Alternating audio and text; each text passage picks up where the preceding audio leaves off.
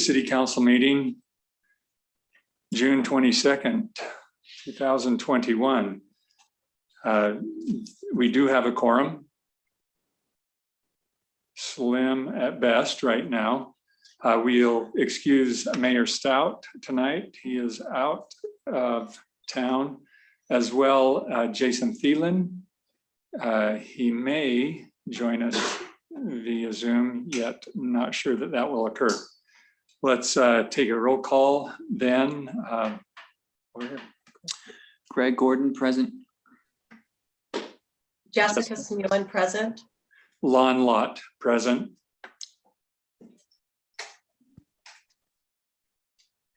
Carla, you here?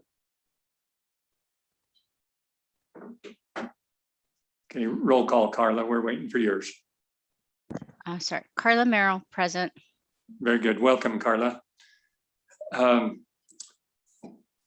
So we'll begin with a prayer offered by Jessica Smulen. Our Father in heaven, we come before thee this evening with gratitude in our hearts for this time that we have to focus on the needs of our community. We're grateful, Father, for the beauty that surrounds us, and we ask for thy guidance and wisdom and making decisions that will unify and continue to improve our community. Help us to have thy guidance and direction this evening, and we ask for those things in the name of Jesus Christ. Amen. Amen. I will lead us in the Pledge of Allegiance. Please stand. Repeat after me. I pledge allegiance to the flag of the United States of America and to the republic for which it stands, one nation under God, indivisible, with liberty and justice for all. Thank you.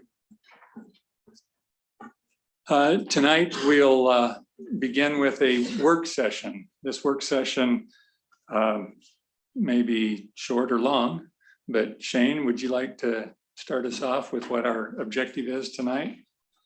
Actually, Austin is prepared. Oh, is he? That. Okay. Were you guys, did I hear you were here for public comment? Is that?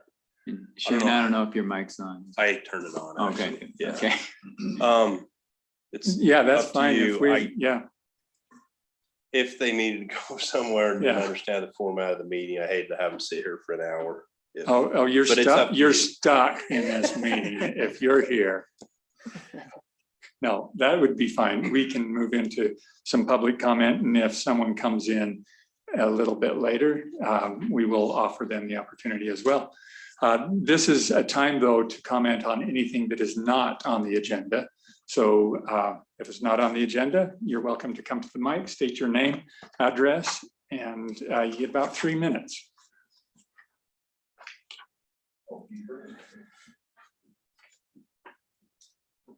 My name's Kevin Mills. I live at 36 South Wildflower Drive here in Alpine.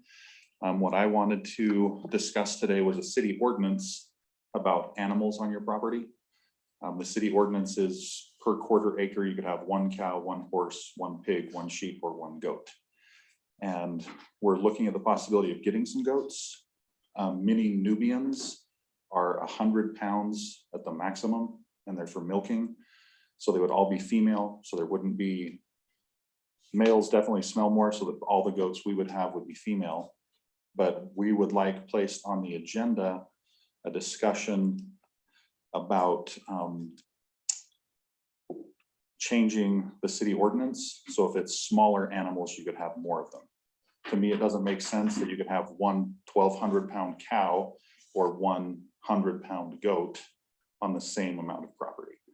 So I think that it is well within reason that you could have 3 very small goats or 1 cow or a horse or a pig or but for us on a half acre, we could easily have, 4 to 6 goats, and they would have less waste, not even anywhere near the smell, the noise, everything would be much less than having 2 cows on the same property. Okay, Kevin. Thank you. Anything else you'd like to say about that? You have a minute and 30 seconds. And take it. Unless you have questions, I mean, I don't know what the, Were you involved in the last 6-month cycle of changing the animal ordinance that we went through? No. It had to do with large animals, but that was quite an ordeal that we went through. Not opposed to going through something else again, yet have you discussed the animal ordinance with Austin at all? I haven't. I've spoken with Bonnie and she's the one that recommended I come in and make a comment to see if it could be placed on the agenda. Okay. Because the goats we're looking at getting would be mini Nubians. And so they're not even full-size goats. I mean, at a maximum, they're 100 pounds each. They're like, they stand under 2 feet tall. Okay. So would this be something that could be an exception more than changing an ordinance? I think maybe we'll take the comment, we'll look at the ordinance, and if you could maybe get Austin your contact info, or if you have a card, Austin, and then we can take care of that communication and see which direction it needs to go. If you want, whether it's placed on the agenda or made an exception, however. Yeah, I mean, but it'll still need to go on an agenda. There's a process that it would have to follow to amend the ordinance to allow something like that. There's public notice and public hearings and those things. So, but Austin could walk you through that process. Okay. So yeah, this is the beginning of it. You've made the comment. I wasn't under the assumption that you would just say, yes, you can have as many goats as you want. yeah. Just bring us back some of the milk. Okay. So that's all I have on this. Okay, thank you. And thank you.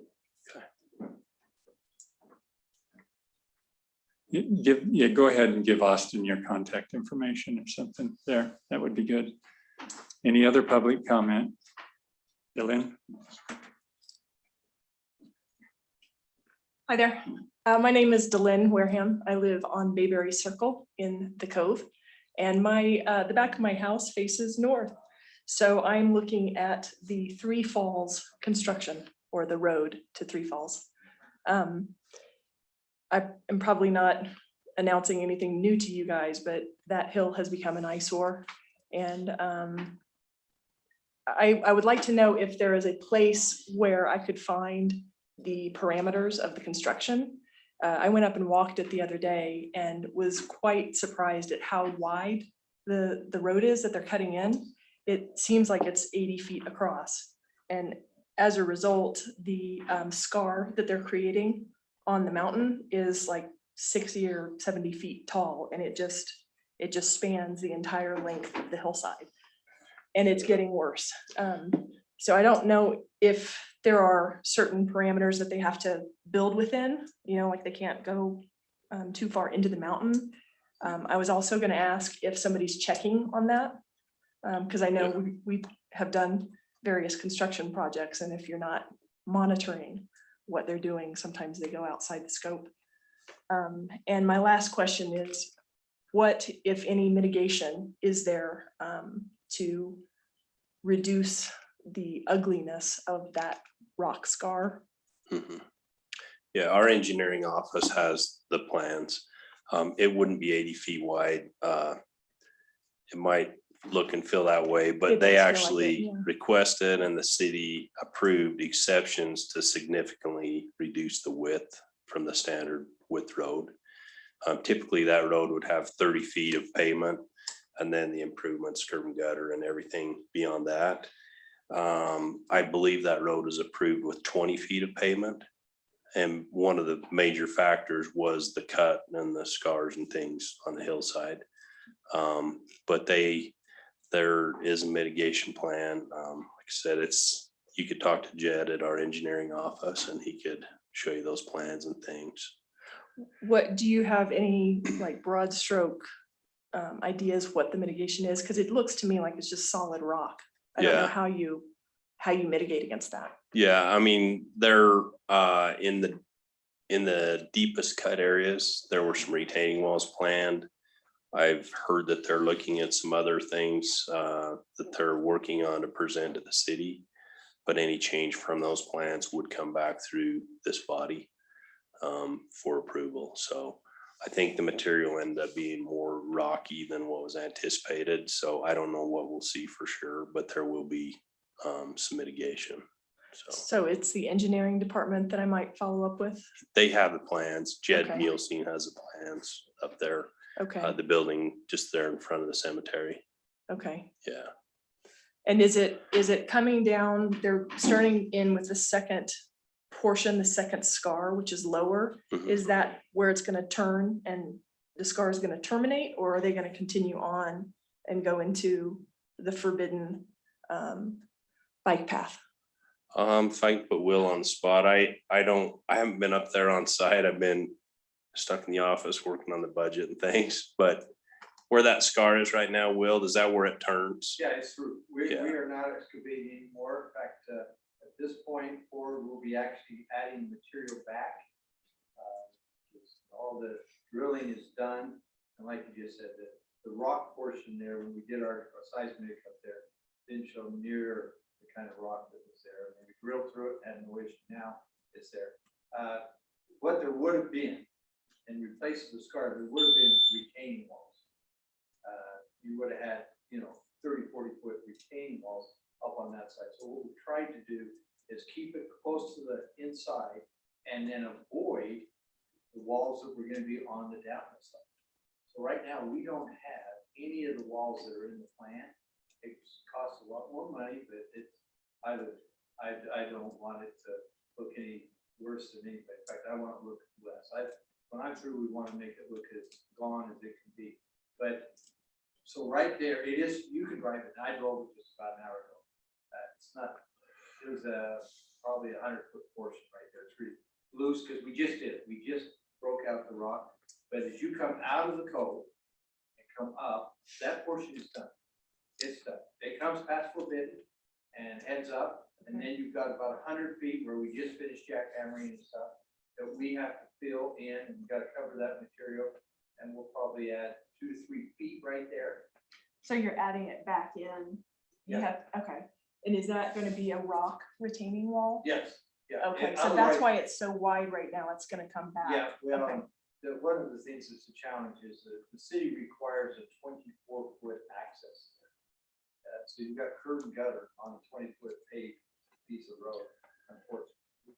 We asked for 12, this group didn't like that concept, and now they might like it a lot better than they did then. But so we've looked at multiple things. One of the good things is that we now don't have anything on that downhill side. I can re-veg everything on the downhill side. And then up on the uphill side, what we can do is we're gonna go through different things with the rock and see how we can do it. The rock will be there, it's solid, we don't now have to go and put on fake retaining to try and hold that rock. So it's, yeah, we'll see the next, I think by September, we'll probably have, it's gonna take that long. I always think it's gonna take. That took us 3.5 weeks just to do that last little bit, which we had down in the plan about 3 days. Is there any chance, excuse me, is there any chance at all for some greenery in that rock wall? Because a rock wall that's that Yeah, big that is- rock is sheer rock. Yeah, There'll be patches where you'll see some, you'll see some green. Anywhere that we can actually put green, you'll see green. Because there's some areas, as you go up and drive that thing, you'll see that there's some areas with pure dirt, awesome dirt, great dirt. In fact, we hit a spring, just up there the other day, which who would have guessed this time of year, beginning of the spring, so we can find it. But so there is moisture in that side hill, and anywhere there is, we will be, re-vegging that. But on those things, there's not really a way to design something that can grow, because then you're introducing water into an area that you don't want to introduce. And that's what you need to have, the trees and things like that. So our deal is to do as much as we can to make it blend with coloring, hopefully with some coloring. That's what we're looking at different options of ways. There's not a perfect way. I think what you see and what you would have seen is half of what we would have to say, and now you see above. They pushed the road off the edge of the original design. And that's what was approved. And when I started building, I thought, be the worst thing well, you'll have, if you couldn't just go, it's 200 feet.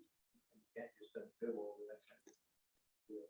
There's one little spot filled back in the corner, and he'll be hit, you won't see it. And we're revetting. We've already got it graded down, and you'll see it, we'll put some wattles on it in the next few weeks, and then from there, once the weather can turn a little bit, you get a little moisture sometime, then we'll come in and respray it all with natural grasses and stuff that will grow back better and stuff. Okay, thank you, Will. If you guys Thank have you. another road, skinnier is better. Skinnier is better. there are minimums by the fire code and That's different what codes and things, so, I wasn't fair, sorry. and it's. That's all right, Will, you can throw us under the bus any day. Thank you. So that was public comment. It's open still, yes. Unless Chris was going to do it. I was good. I'm here for moral support. Awesome. Okay. He did good on that. Will Jones, 999 North Grove Drive. I just want to know a couple of quick things. The park, Brookside Park, we do the Monday night theme food trucks. Is there somebody in charge of that? Well, Why do you look at Shane? You mean, He's not. You mean someone on the council that oversees that? Anybody? Parks would probably do that, I assume. well, I don't know. so What's our feeling? the way it was kind of set up, I can't remember the person's name, but there was a person that kind of coordinates with all the food trucks and things, and they're the ones that kind of Yeah, organize it. when he started here, he was awesome. Yeah, and so we just kind of let them run with it, and if there's a complaint, we address it. I don't know if you have a complaint. Yeah, what's I going on? don't have complaints. I just have, I need to probably volunteer and get involved. Went last night. There was one little one that was down in the lower parking lot and one up in the upper one. And at 7:30, another one came, but he never did cook anything. And they were similar trucks together. They were buddies together. But my point is, I think that is a good thing for the city, a community thing, but we as a community then need to take it on. We need to know it's our responsibility. We need to be involved. It's not a city council thing. That's what I was really checking. And it's not, then fine. And again, I'd like to suggest that we bring it back here. It makes it more visible. I'd like to put 3 signs at the entrances that said food trucks tonight. So that we do it. We can park them here. We can do it. I know people said, I don't know why we changed anyhow. Yeah, I don't know why we. Out of sight, consider- out of mind is what happens there. And it It was gone. just this year. We didn't do it COVID year. There were some parking issues because everybody's parking along Main Street and opening doors into Main Street and worries about little kids running out in the road. We can between borrow cars from and this town things. probably 45,000 of those little guys that stand in the road that say, go slow here. My kids are at play or whatever. I think I've run over 15 myself, but so we can get plenty of them if we need to. But okay, if that's the issue, I don't want to create an issue. I just think the only way we do it is bring it back in a good way that's positive and we get it go. Because I mean, there were nights where there were hundreds of people here. And it was good. It was a lot of fun. And you go to this thing now, and I felt bad for those food trucks there. I don't know that any of them will be back there next week because there was, they couldn't have sold $50 worth of food. I can't. Well, we'll need to see who's in charge of that then. Again, Austin, we need to. Well, when find you the say re- in find the charge, ring. Well, apparently, there is someone who helped rotate the trucks in and out. still, Well, back a year ago. They're not with the city, but No, I right. think they have their own food truck, kind of a food truck alliance, if you will. Mhm. So. we'll probably okay, follow me and up. Austin will follow up and I'll help you because this needs to be handled. And we already talked about the deal. And so you guys are aware, know what I'm doing. We have every step of the way had the engineering completely involved as far as anytime there's the slightest change, we bring in the geo people and then we bring in the engineer, we do it. And the only thing we're doing is spending more money. I've been very successful at costing myself a few $100,000 more in the way that secondary road's going to be built versus what it was going to be. We have redone the trails. The trails are all open and all running on both sides of that thing, down in the bottom and up. And So it's done. So, Forbidden most likely will be closed off by the private developer that owns that ground. But I've already preempted that and built a new way to get through it it's called More Effort, because you got to kind of go up a little more hill, but it's there and we're staying ahead of that. But we really do hope that by September we're done and we're ready for, some rains in the fall and to revegetate everything we can. That's the plan Okay. up there. Thank you, Will. Any other public comment? Do we have anything that we needed to read from? We did not receive any online comments today. Or this week. Okay. All right. Well, let's move into the work session on the general plan. Austin, go ahead and lead us on that. All right. Okay, so just to recap, let's see, let me get this on the screen so you can see it. We're kind of following a tentative schedule to try and get this, I guess the goal is to get this general plan wrapped up before the end of the year. And so this is kind of our timeline. We're planning on doing one work session per month. Here we are, June 22nd. So today we hope to cover parks, recreation trails and open space, as well as the Lambert Park element.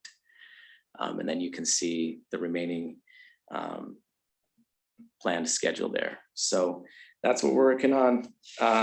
Today's meeting, we'll just jump right into that. So Okay. for those that are listening online or here in person that aren't familiar with what the city council's been doing on this, we've been looking at an element every month of the general plan, trying to get this adopted. This is something that the planning commission has been working on. They worked on for a year or more, and they've sent it here to city council, and the city council is just kind of ironing out any last details and making changes before this gets adopted. So, all right. So I did meet with each of the city council members to discuss these elements, and I've collected all of their feedback. And so we'll be kind of going over each of those pieces of feedback that I've received and presenting that to the group, and then seeing whether or not that those are changes that we want to make to the drafted general plan that we have. So this section is the Parks, Recreation, Trails, and Open Space section of the general plan. The Parks, Trails, and Recreation Open Space section of the general plan, each section is divided into goals. And then each goal has subsequent policies that apply to that. And so there are three main goals in the Parks section. The first, I'm sorry, there's two goals, and then there's another goal for the Lambert Park. So we have our first goal is basically, it's more wordy here, but essentially we're just saying we want to have nice parks and trail system in the city. And our second goal is essentially to have categorize the types of parks that we have and to outline the uses and functions of those parks. So that's what we have here. As you can see in goal number 1, we have various policies here. We have 5 different policies. So 1.1, 1.2, 1.3, 1.4, etc. As I met with the city council members, I did get a few comments. So we looked at this, we reviewed it, looked at the language that the planning commission had recommended. If everything looked good to the council member, they would just say, yeah, I agree with what's there. But if they had feedback or comments on things that they would like to change, I wrote those down. And so that's kind of what I'll focus on tonight. So with that being said, we'll jump right to item 1.4, which says designate trails for specific uses where needed, for i.e. equestrian, hiking, biking, and then OHV/ATV. And so Carla Merrill commented on this. She actually wants to get rid of the ATV section, motorized vehicles, if you will. She doesn't think it's a good idea that we have motorized vehicles on our trails. It's actually— we currently don't allow motorized vehicles on any of our trails. So I didn't understand why we had that in there, why we would need to designate it if we don't have any place for them to ride. Yeah, I mean, it's a good point. It's actually, our ordinance literally says no motorized vehicles. So I'm not sure how that got into this.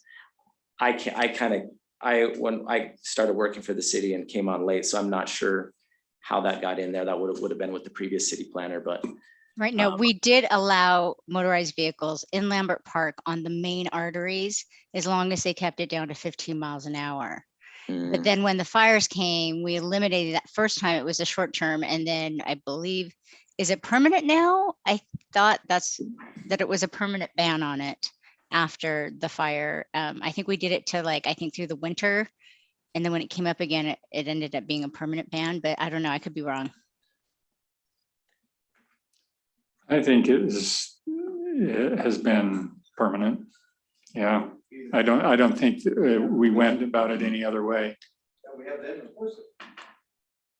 Yeah, I think we passed that Yeah. a while ago. I think my recollection is that the city council put kind of a moratorium on it. They said, let's see how this goes. It went Well, well. I think it was the 15 mile an hour thing. We'll see how that goes, and it Okay. didn't go so well. And I think some of the thought behind that too was also the shooting that was going on, and the thought process was if we come out and just ban motorized vehicles, not even the 15 mile per hour. Yeah, I'm pretty sure we even had a public hearing in that on it too. Carla, do you remember that public hearing as well? Yes, but I think I can't remember whether it was right when it came on or before. I think what happened was it was the fire. It was right after that fire above Lambert Park. And so you guys voted to ban off-road vehicles till I believe it was until wintertime, because we figured that people wouldn't go up in the wintertime. So banned it for the rest of the summer and fall, I wanted to say. And then I think you figured once the snow came, they wouldn't go anymore. And then after that, I think it was, and then I think there was a resolution to keep it that way. And we did talk about an exception for either seniors or whoever, if we wanted to During the take them up poppy to season. during poppy. That Yep. was the only thing, and I think we finalized that whole deal as no motorized vehicles. I concur with Carla on removing that ATV thing on there. So I don't think we have any ATV trails, but I think missing there is we have a lot of trails that are for walking or running, which isn't in our short list there. It's just, I mean, it does say hiking, but sometimes. Yeah, but on some of these flat trails, like around here, I mean, that's not really a hike or.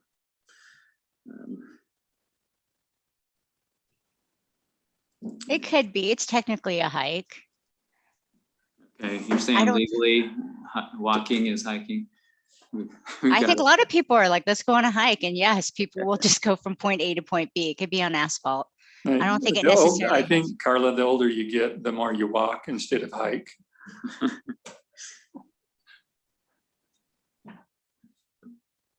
And sometimes you just shuffle. Well, and the new trail we're building in Lambert is a walking trail. Yeah. So it's a good thing. Yeah, Greg does bring up a good point. I agree. It is a walking trail. So if we're using that as that aspect of designating trails for specific uses where needed, and we're trying to ideally identify those specifically, then walking probably ought to be in there. That would be my take as well. Then I would just take hiking out, just put equestrian, walking, biking. I don't think we need to have hiking and walking. I just think that's being redundant. Is there another term we could use, like? No, I think walking's fine. I mean, it's Yeah. kind of encompassing. I To agree. me, they're similar enough that I don't think anyone's going to get confused and go, oh my gosh, I can't hike because this is a walking trail. I mean, I guess it's a pedestrian trail, whether you're walking, hiking, running, but yeah, I don't know if that's too pedantic.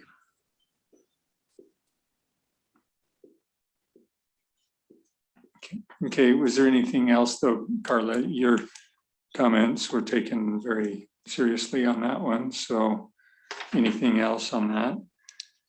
The biking aspect, I know we have had the issue on what is designated as a motorized vehicle, as we have e-bikes, and we have clarified that in our ordinance, but should that be reflective in also the general plan?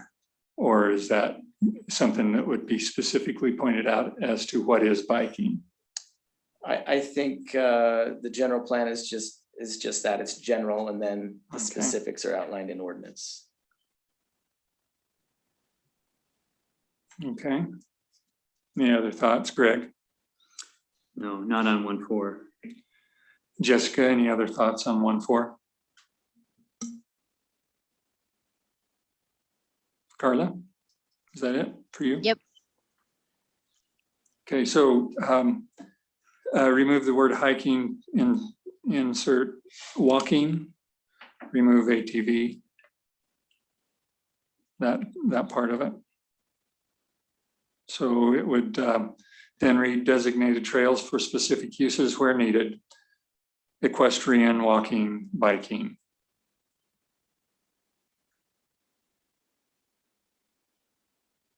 Okay, great. All right, I've got those notes down here. Okay, let's see here. So next piece of commentary that I received was from, I guess this was also from Carla. Or it might have been Jason. I think my notes are off here, but it was to add a new policy, 1.6, which would be to promote trail committee involvement in the design and implementation of all city trails.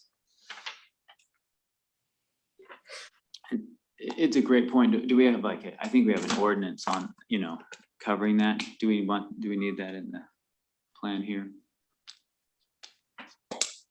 I don't think it could hurt to call it out in the general plan, especially if we want to really want to emphasize that.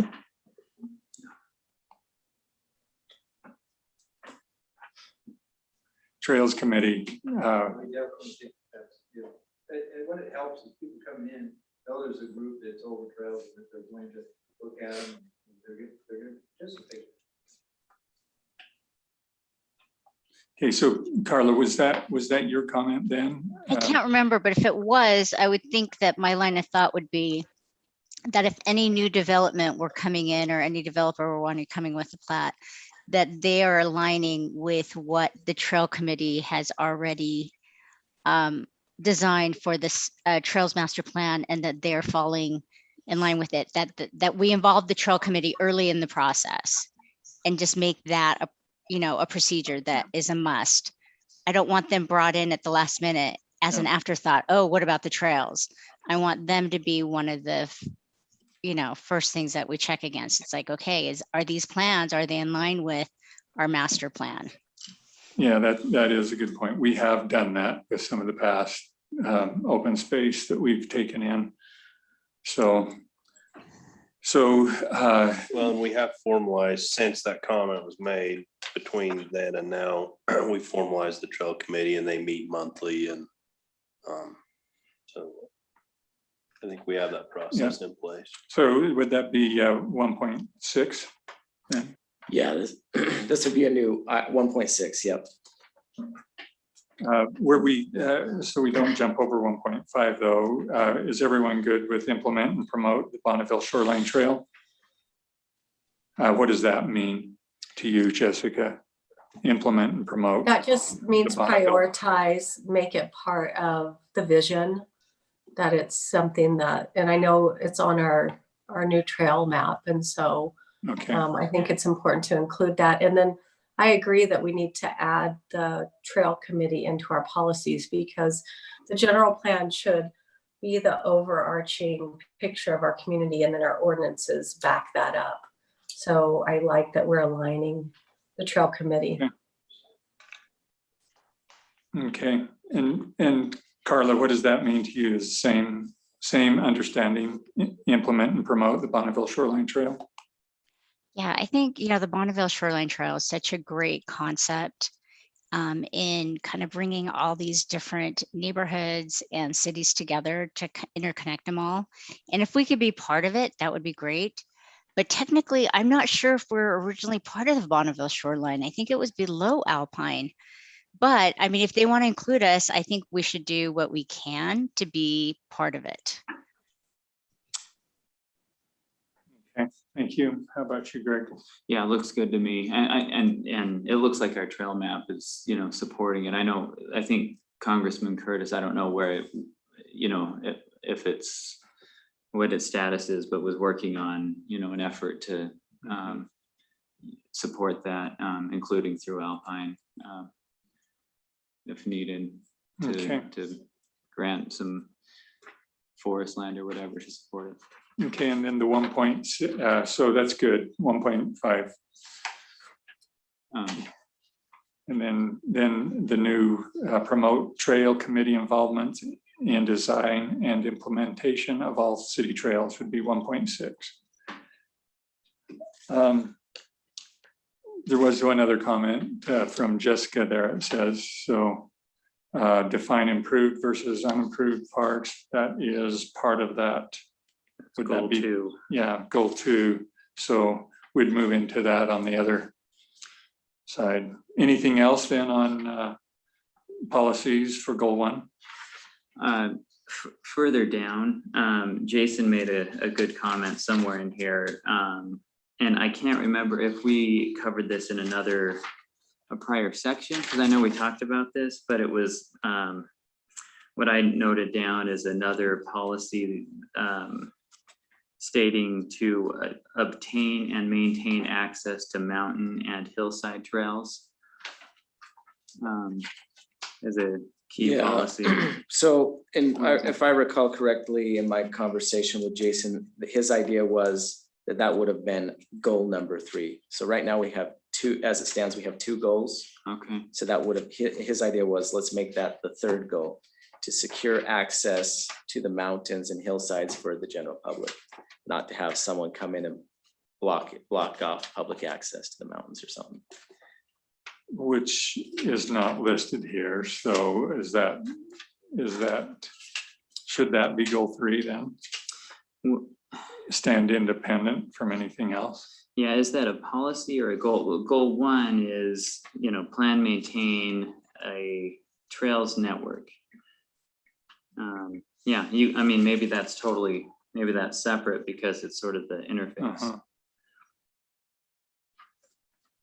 Why don't you set part of that goal? Allows for the whole access to the wilderness. Yeah, so a policy or a goal then? Is Yeah, what- I was thinking of it as 1.7 or whatever is a policy because it seems related. However, if it's, I guess it could be independent. Well, if Jason had strong feelings on that, what was it's too bad he's not here. Maybe if we make it a goal, then you would want to have policies on that. that fall under it. So if we had a series of policies that we would like to incorporate as part of that. If not, if we don't want to get that granular. Okay, well, so the objective tonight then were we trying to pass this one tonight and say this is it? Or could we put that as 1.7 and then say we're good for this, and then when Jason comes back next month we say this is what we did? Are you good with that? Yeah, I think what we have tonight is probably might need to be, it's probably one of our biggest elements. So if we need to revisit this in another meeting, I think it might be wise. Well, I sort of see it the way it's being said as 1.7. I don't know if it is a goal. I don't know what other policies you'd put under that. Well, I see it as versus- a goal just because we're so committed to it. It's an unspoken commitment that we look at and evaluate constantly. And so I see it as one of our city's goals. And then maybe we could have policies to be determined when we come back. And we don't have to have maybe there's 2 or 3 policies around that goal.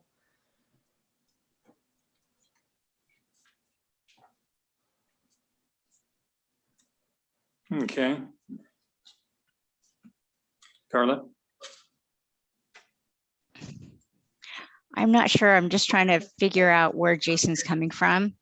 And like usual, I don't know. So I think I want to wait to see what he has to say and Well, see what his vision was. I mean, I get it. I get what he's saying, but I'm not exactly sure where it would most effectively fall.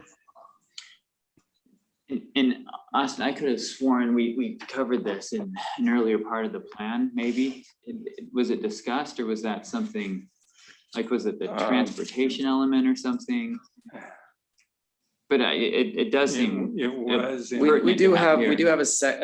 I know this section you're thinking of. There's a section that we say we want to preserve the hillsides, preserve the And natural access, elements right? of the community. But I think what Jason's getting at here is he wants the access, not Right. necessarily, let's not develop the hillsides, but if we have those hillsides, we have that open space, let's make sure Yeah. people can get to those mountains, because that's what makes Alpine, in his mind, that's what makes Alpine great, is you can just Yeah. get on a trail and be up in the mountains. And Yeah, I agree, Austin. I think those are 2 totally different things. So maybe we do make it as a goal and then work on what policies we need to do in order to ensure that happens with, because, you know, there's plots of properties out there that are potentially could be annexed into the city. And if they do, I would want to make sure that we are securing access for all the residents of Alpine, that it's not going to be blocked off to them. Okay, let's list it as a goal and we'll have to just finalize that aspect of it.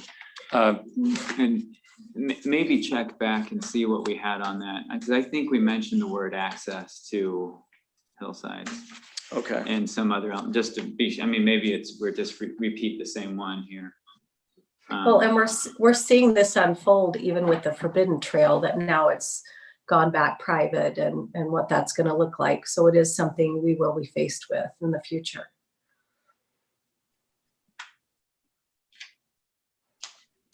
Yeah, but that's not, I mean, that doesn't really pertain to our city ordinances or our goals, because that's private property.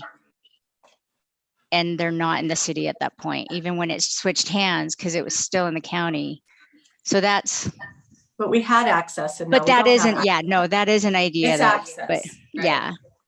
Yeah. That idea for sure. Okay, I had a comment on 1.1. okay, go ahead, Craig.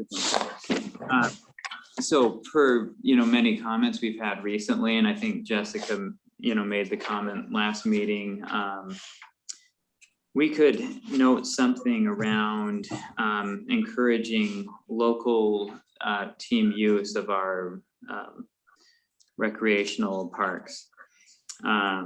Right, there was even a comment recently where a guy said, I live across the street from these 3 soccer fields, right, but I've never been able to play there.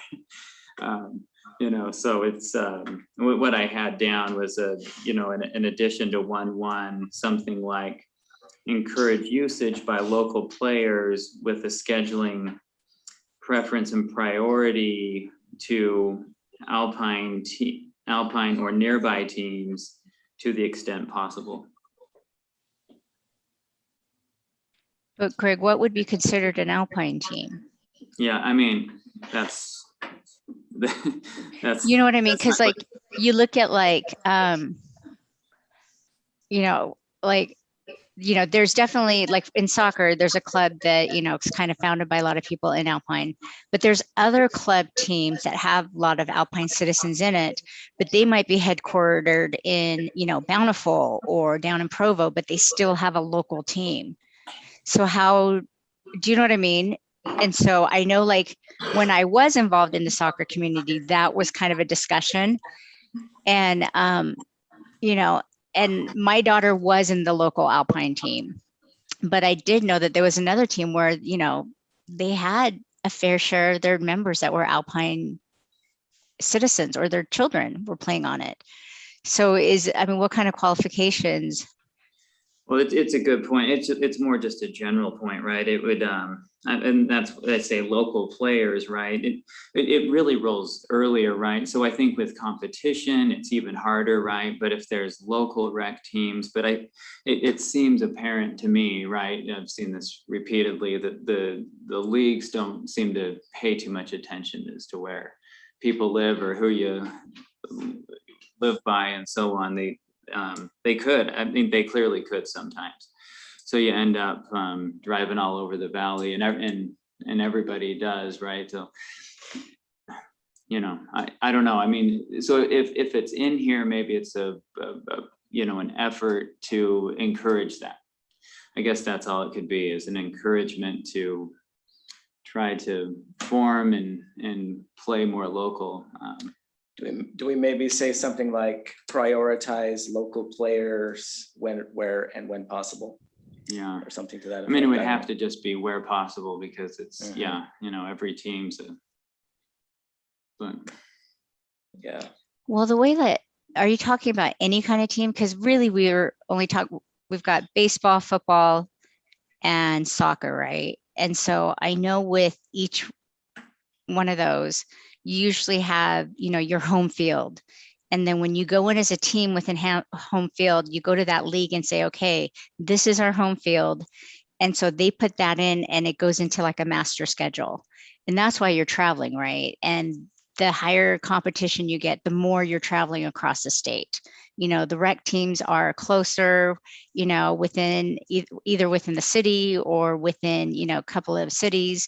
And then there's North Utah County, and then all Utah County. And then, you know, once you get to a certain age, it goes to state level, and then you're just traveling everywhere.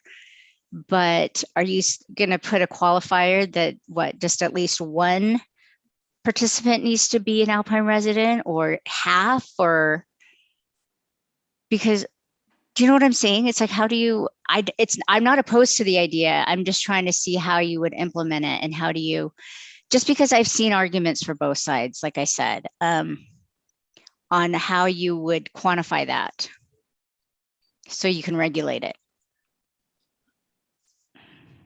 yeah. I in an think equitable fashion.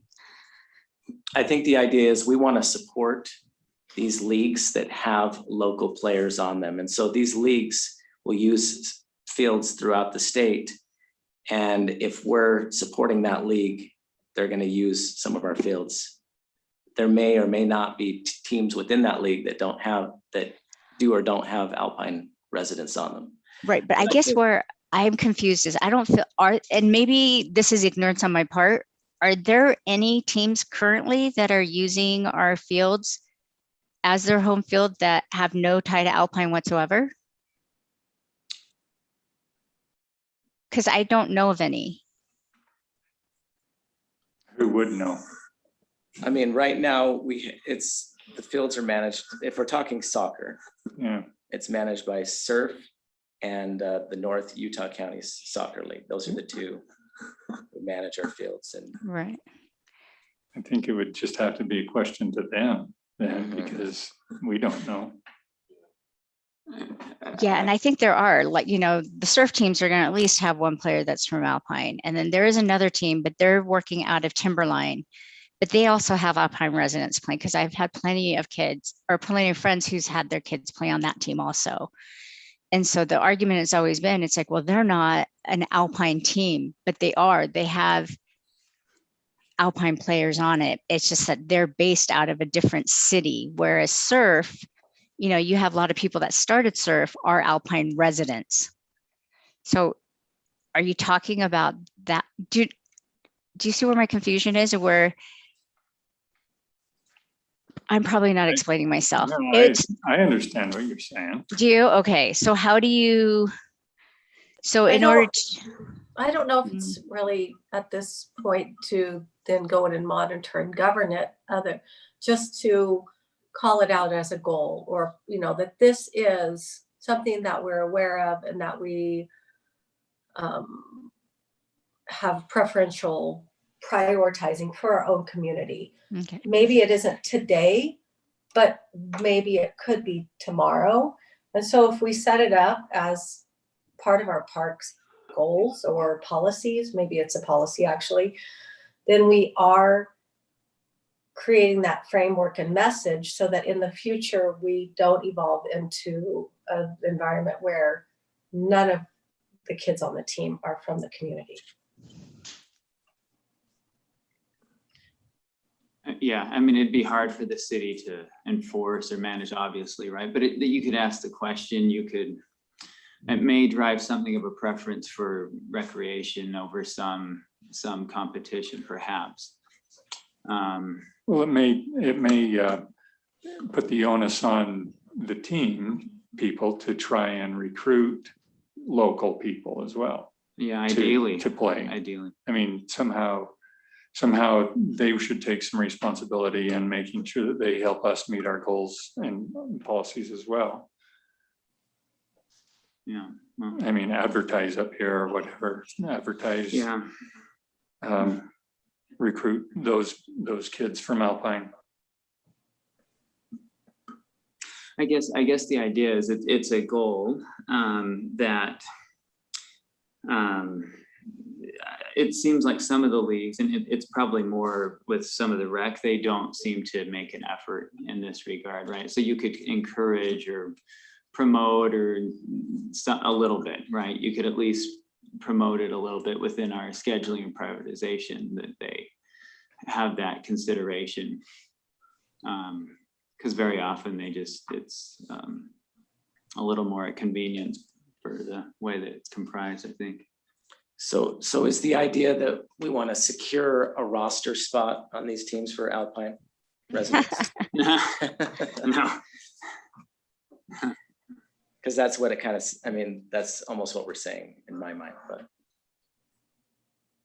to a degree. Well, the teams don't schedule it, the leagues will schedule it, right?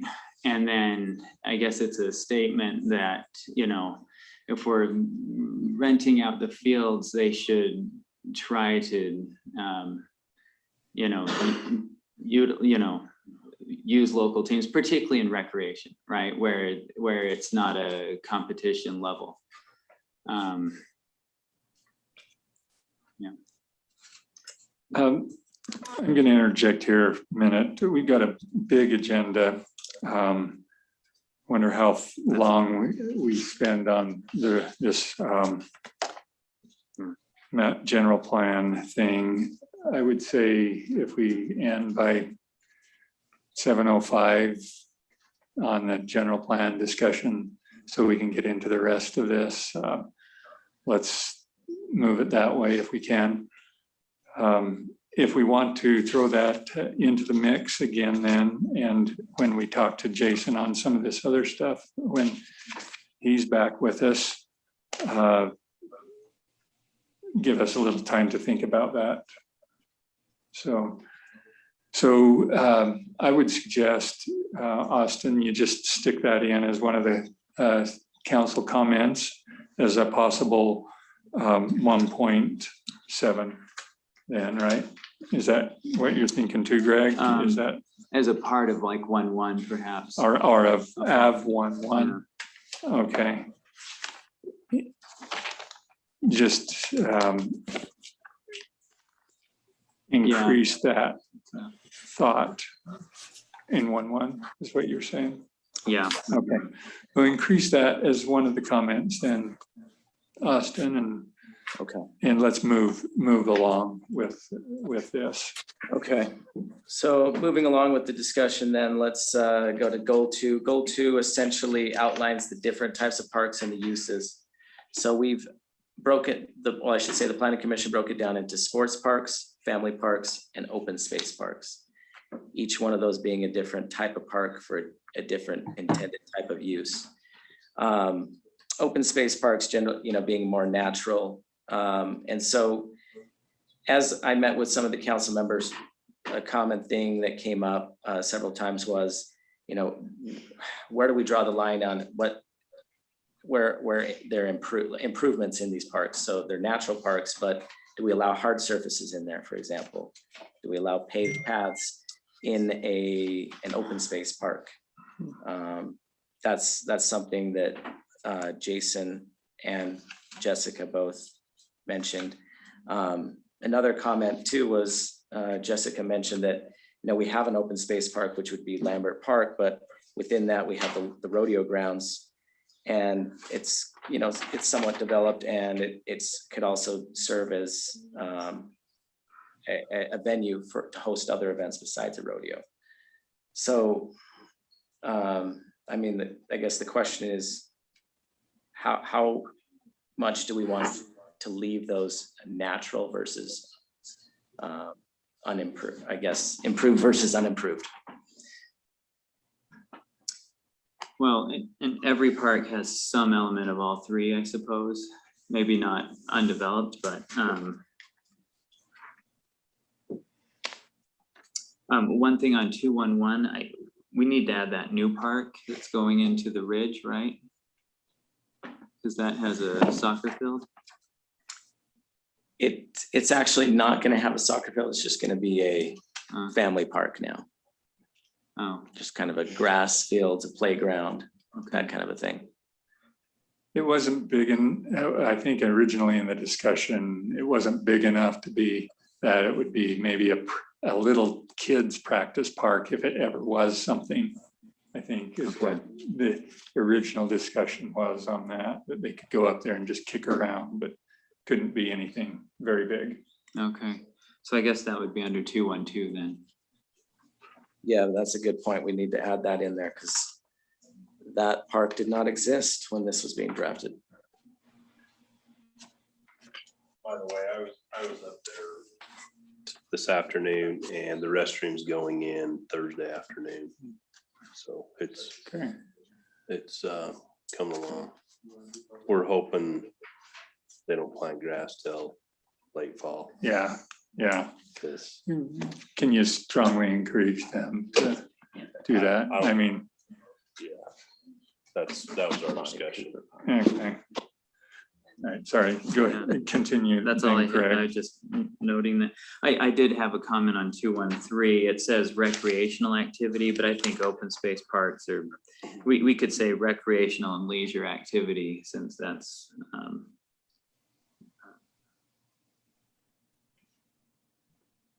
yeah. So family parks, it mentions leisure activities, right? But open space is really not just recreation. It's So maybe add that in after recreational, also just basically recreational leisure activity. that's what I think. Yeah. Okay.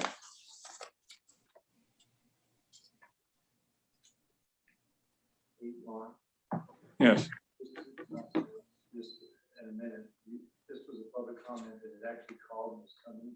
okay, yeah, we can go over that. We're closing in on the work session, and then we'll do public comment when it was listed on the agenda. Huh? No.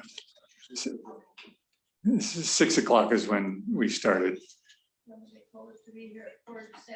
Yeah.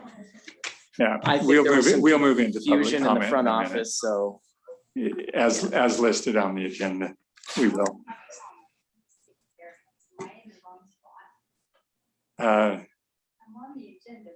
Oh, if you're on the agenda, then we'll get there.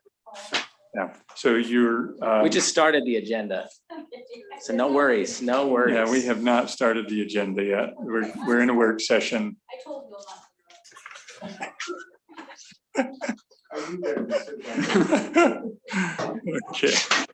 Okay, so we are on 2 point, where were you, Greg? 2.1.3? Yeah. Making that amendment on that. Jessica and Carla, did you understand that on 2.1.3? Are you good with including that Yes. leisure comment? Okay.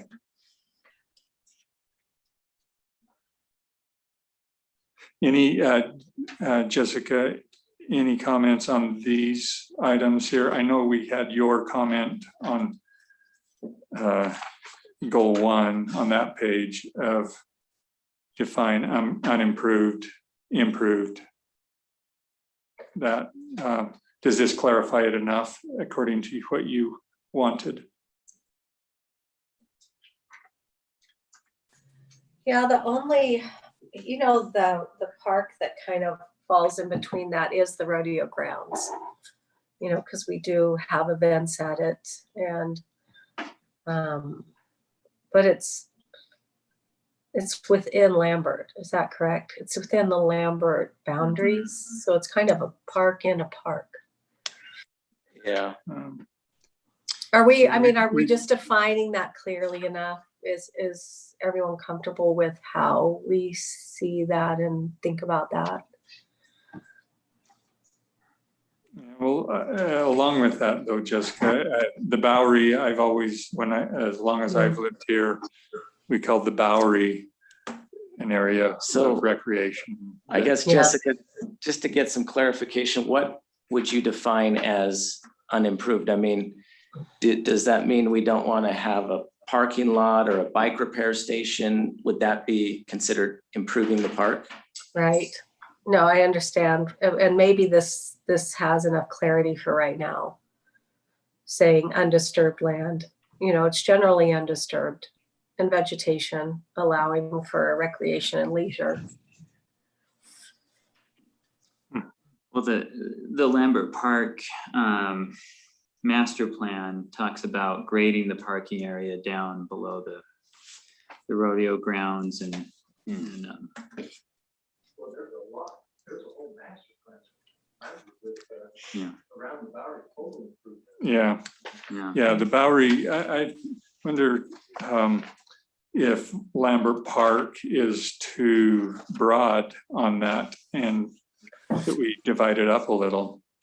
We have rodeo grounds. The Bowery is part of Lambert Park, but does have a master plan to improve it as far as the pavilion and fire pit area and thing. That's been in the works for quite some time.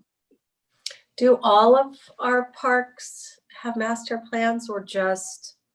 We know The rodeo Moyle Park program. has a master plan. Parts of the Lambert Park do. Some of the others don't really need it because they're already developed. I think 2.1.3 could be reworded or split up or something, because I think it's hard to say that the rodeo grounds is undisturbed. Right. And really, for that matter, Lambert Park, because there's trails everywhere. If you look at the aerial photo, it's not really undisturbed. Maybe some different wording there. I mean, we do have some, like up at the Three Falls open space, very few trails up there as far as how big it is. There's what, 12 miles? 22 miles of trails, but most of it we want undisturbed. So generally undisturbed in that one for sure. And that one should probably fall under that category. I don't think we want to build any pavilions or structures or anything up there. Well, part of your open space is the bathroom in the parking lot. Well, down at the bottom, yeah, the bottom.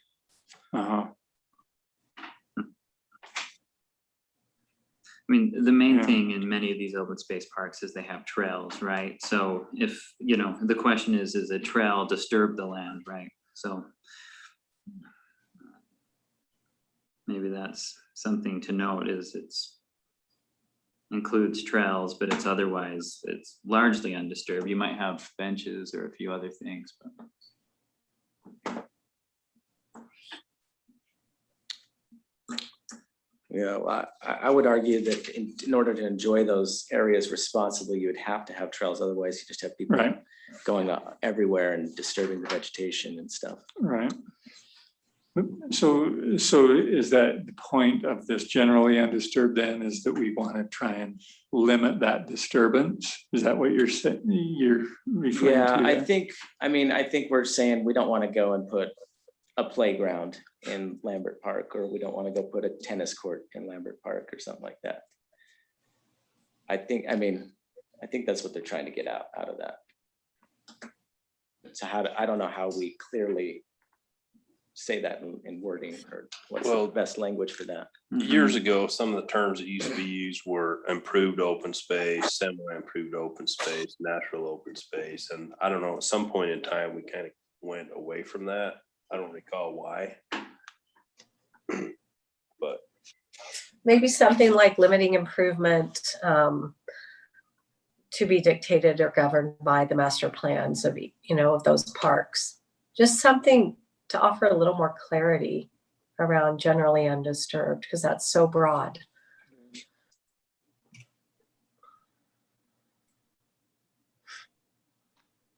Especially if those parks listed under this 2.1.3 are, as we've talked, several parts of it are disturbed. So Hoping that someday when Hog Hollow Trail is, we're gonna do the trail. That's the goal. So maybe this piece needs to be looked at a little closer. Because I think. Okay. Gee, I was trying to say, but I'm looking, just say, okay, we're gonna put a trail in. We will maybe even pay it at some point. I was arguing for that a few weeks ago, for that trailhead up there. But So maybe undisturbed is not the right word we want to use. yeah, in some areas, in some instances, yes, maybe not in some of these that are here on the list. And for the whole thing, is all I'm saying. It looks like it's too much for what we're trying. I think that needs to be broke down, because that. Yeah, Say, well, you yeah. can't put that, you can't put pavement on there because if you're disturbing. yeah, people. yeah, that's So- on the Dry Creek corridor. Can you repeat what Will's saying, since he's not mic'd? I don't know what he's saying. Will, can you jump up? Okay, go repeat for me. I have a hard time repeating you, Will. Come up to the mic. Jessica, what we were talking about is the fact that on here is the one, like, for instance, the Hog Hollow Trailhead. Our whole goal there is to disturb that, to put something down that's there that can be parking, that would be maybe even to the point someday, if we can, to asphalt, and who knows what other kind of facilities we can actually eventually put there. So I think we've got things on here that are mixed, that maybe we need to separate this list out. And like we're saying, parts of Lambert Park will be disturbed, for sure they will. We want to do, about add another Bowery and make it so it's generally more used. We're talking about the walking trail. Well, in that walking trail has 8 foot wide with a 4 foot walking area. So would we generally disturb it if we did that? So I think that this needs work and needs to be changed up before we do anything with it. Yep, so I agree. We've hit the time limit I'd like to have on this. Austin, can you massage that one a little? We'll And massage see. that, yeah. And I Try and bring I that didn't back. mind some of the comments that Shane made Yeah. on what it was said before, if that helped it clarify a little better the different ones.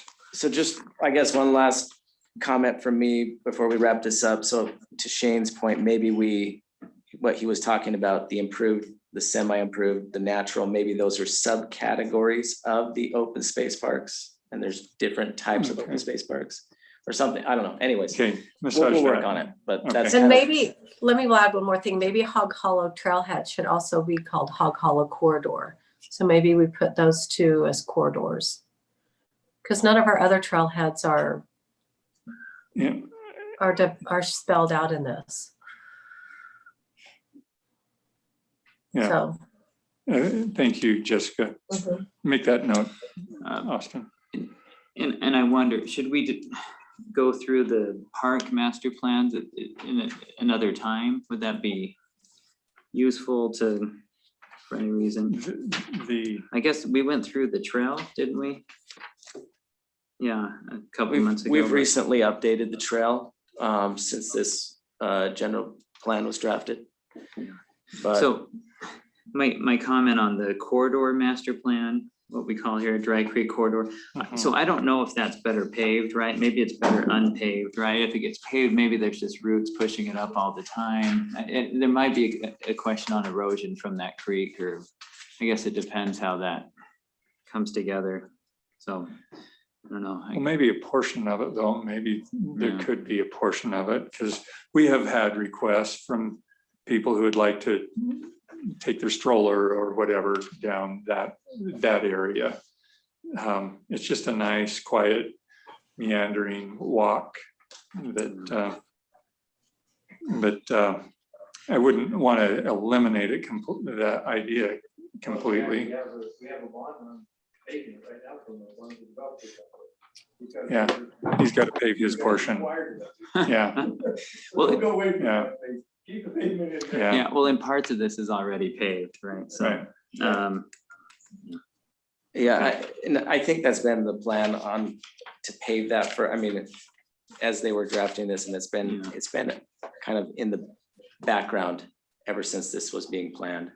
So that's always Okay. kind of been Yeah. the future thought Oh, of that. okay, Greg, I think we will get into it a little bit more. We're gonna have to, and it'd be good to have Jason here to have what he was thinking on his comments there, so we can implement it as well. Okay, well, let's move on to the items on the agenda. We'll discuss the consent calendar. Shane, you had sent an email today on the partial payment water improvement. Is that the portion? Yes, this is the project up on Hillside Circle and a little bit on Metal Arc Drive. So sorry, we were a little late getting that, but it needs to be included in this budget year. So we were trying to get that on the agenda, so. Okay, does anyone have any questions on the consent calendar?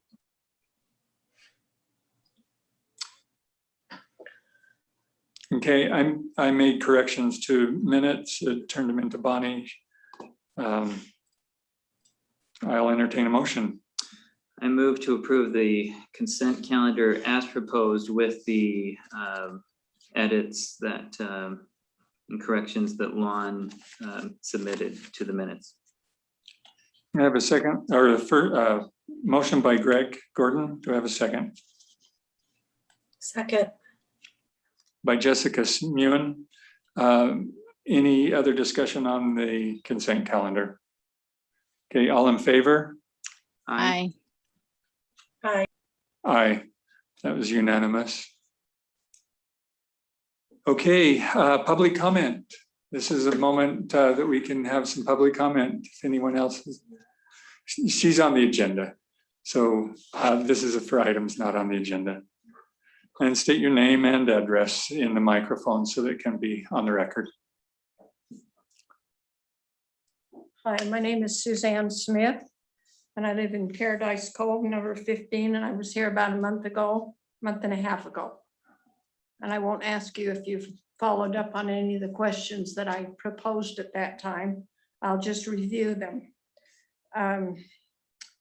First of all, I have a neighbor that adjoins the back of my yard that has huge trees that is encumbering my patio, and it's going to be, could be a fire hazard, a wind hazard. Trees could fall on my house and destroy it. So is there any recourse that we have as private citizens other than going to him, which I have already done? And he said, if you want them out, you take them out. I'm not going to do Yeah. anything. Hiram, did you look into that at all? I didn't look into any sort of remedy that you'd have through the city. It is going to be a private right. I don't want to give any sort of legal advice, but it's likely going to be enforceable between you and him, since the city doesn't own any property in dispute. It's two private citizens over a boundary dispute or over trees overhanging somebody else's boundary, trespassing on property. That's all going to be private right of actions between two private individuals. So your mechanism for enforcement would be to speak to an attorney and look at a private right of action against your neighbor. Okay. Or if he gave you permission, get it in writing and then cut them down. Yeah, $1,000 a tree, and there's 6 trees. I guess that's why he wants you to do it then. Right. Thank you. I brought up the fact about the old building on Peterson Park. We were talking about parks, and there's some disturbances that need to be addressed at Peterson Park. One of them is the recent fire that took place over there, and we still have burnt trees. We have piles of burnt rubbish that are still there. That park, other than being mowed and watered, that's all that's done to that park. And for a park that's as heavily used as Peterson Park is, it's a shame to have the bridge. And I know they said that was on the agenda to have it power washed and stained. If we don't do something, that thing's going to fall apart in years to come. And the building that stands on that park is filled with nasty graffiti and crap. And it is a come on for teenagers. We need to either shore it up, tear it down, or do something with that building, because it is an eyesore.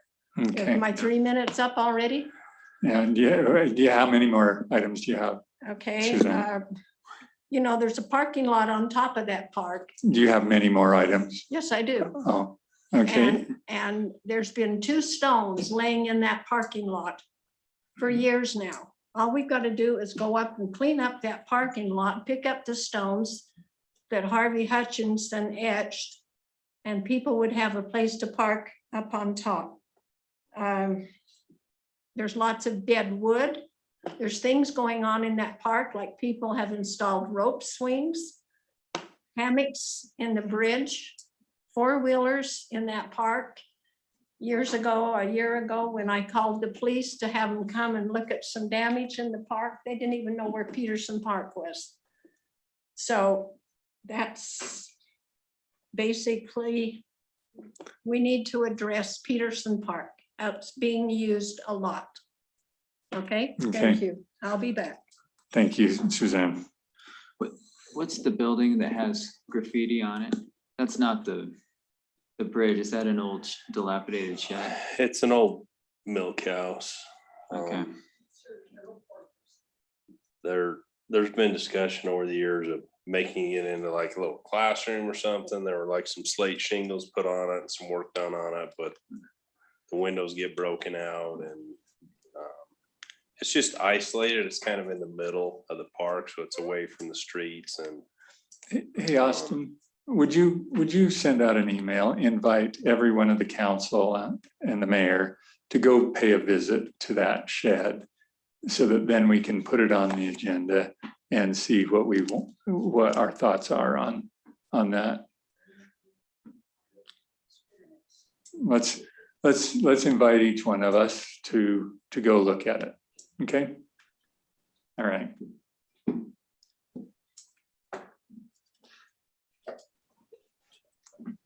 Okay, and then the fire was, Chief Patton said someone experimenting, wanting to know if cottonwood trees burned. Is that? maybe we should put a sign up that says it burns. Does it burn? Don't try it. I guess. It was like a 40-year-old man. 40-year-old. You got it. Okay, yeah, so we need a, it'd be nice for people to respect the park too. I mean, that's what occurs when people don't respect, is that things get destroyed. So at some point, we'll have to have a discussion further. I could outline at least some of the history of how that park has came to be over the years. Yeah. Okay, It's had Well, multiple master let's- plans and they're all very expensive and anyway. yeah. Well, let's move along with this now. Reports or presentations, anything on that? This might be a good time though, a report. We have a new fire chief. We do. How about that? Chief Patton, Brian Patton is our new fire chief. You want to make any comments? I'm the new fire chief. I'm happy to be here. Thanks, What I chief. like about him, he's done a lot of work. Well, he gets the job done, that's for sure. Yeah, So we're glad he's on board. glad he's on board. Okay, let's move right into the action items then. And item A, I'll entertain a motion to table item A. It's not, the other party is not ready to address that yet. So I move to table the proposed SharePoint subdivision plat A To allow the developer requisite time to review the agreement. okay, thank you, Greg. Do I have a second? I'll second. And Carla Merrill second. All in favor? Aye. I Aye. Okay, thank you. Unanimous. Let's move into the setback exception. Item B, Lot 9, Brookside Meadows, PRD.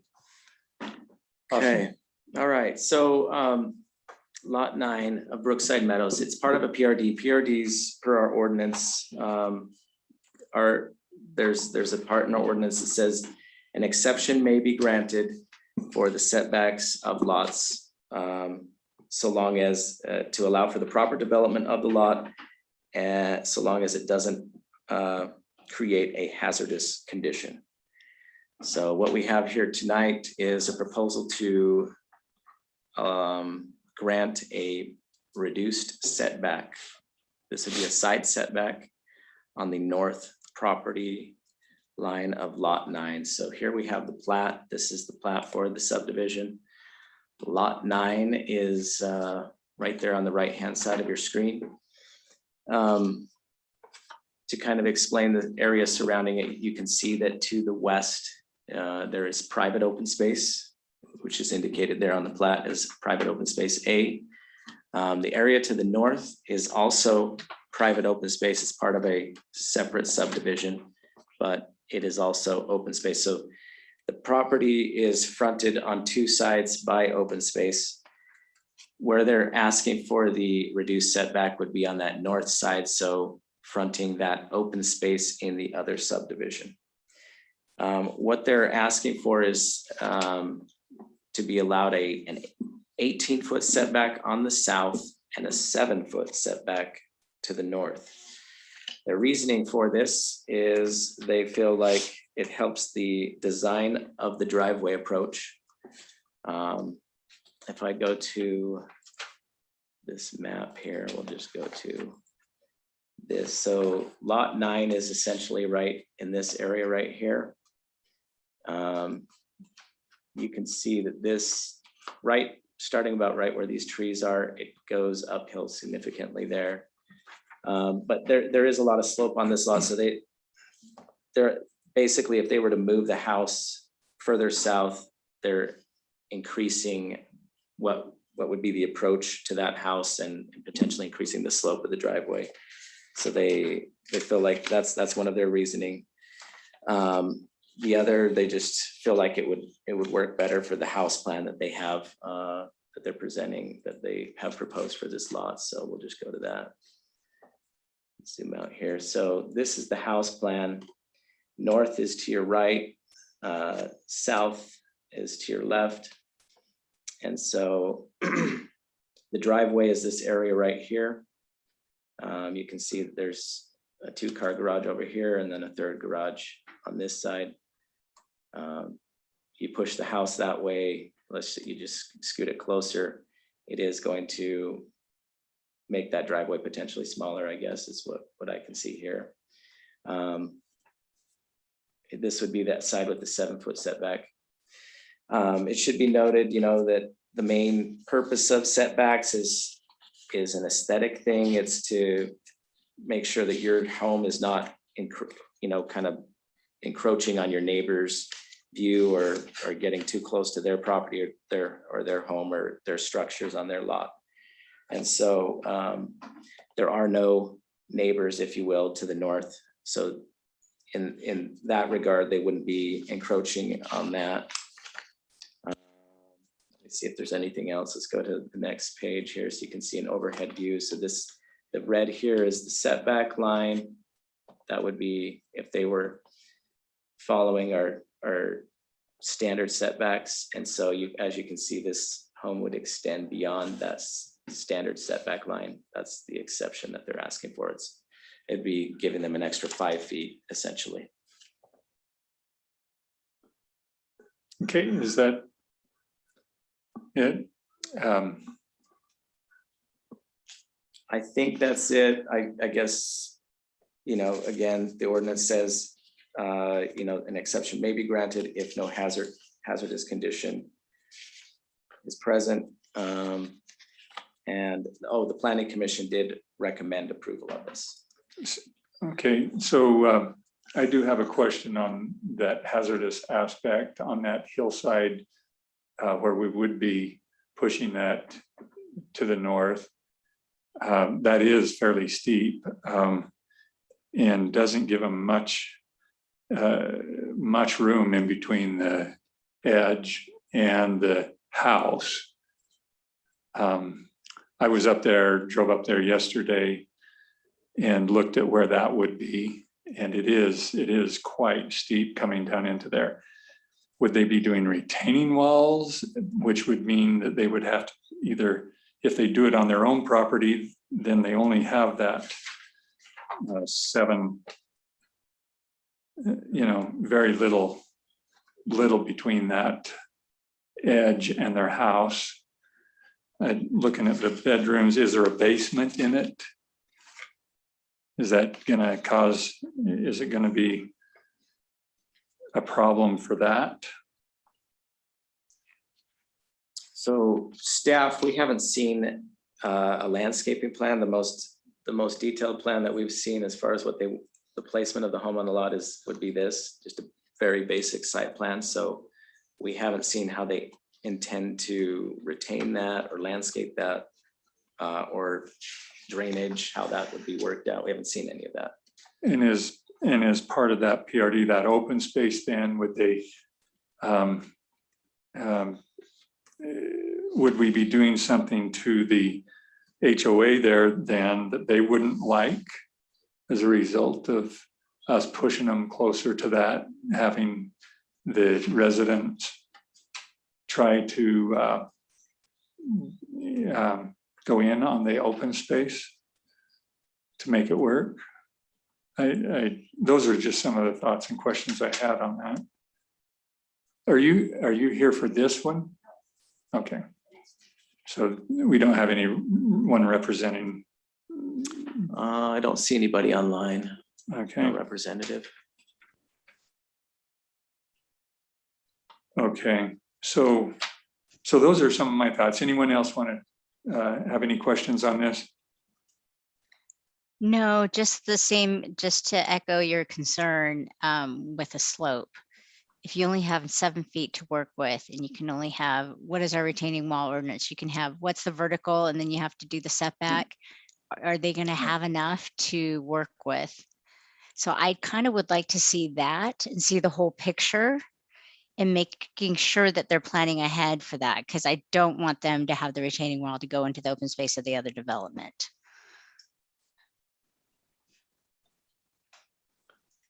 Do you know if they have talked with the HOA on that aspect, if there is room to work on that? I mean, with the HOA,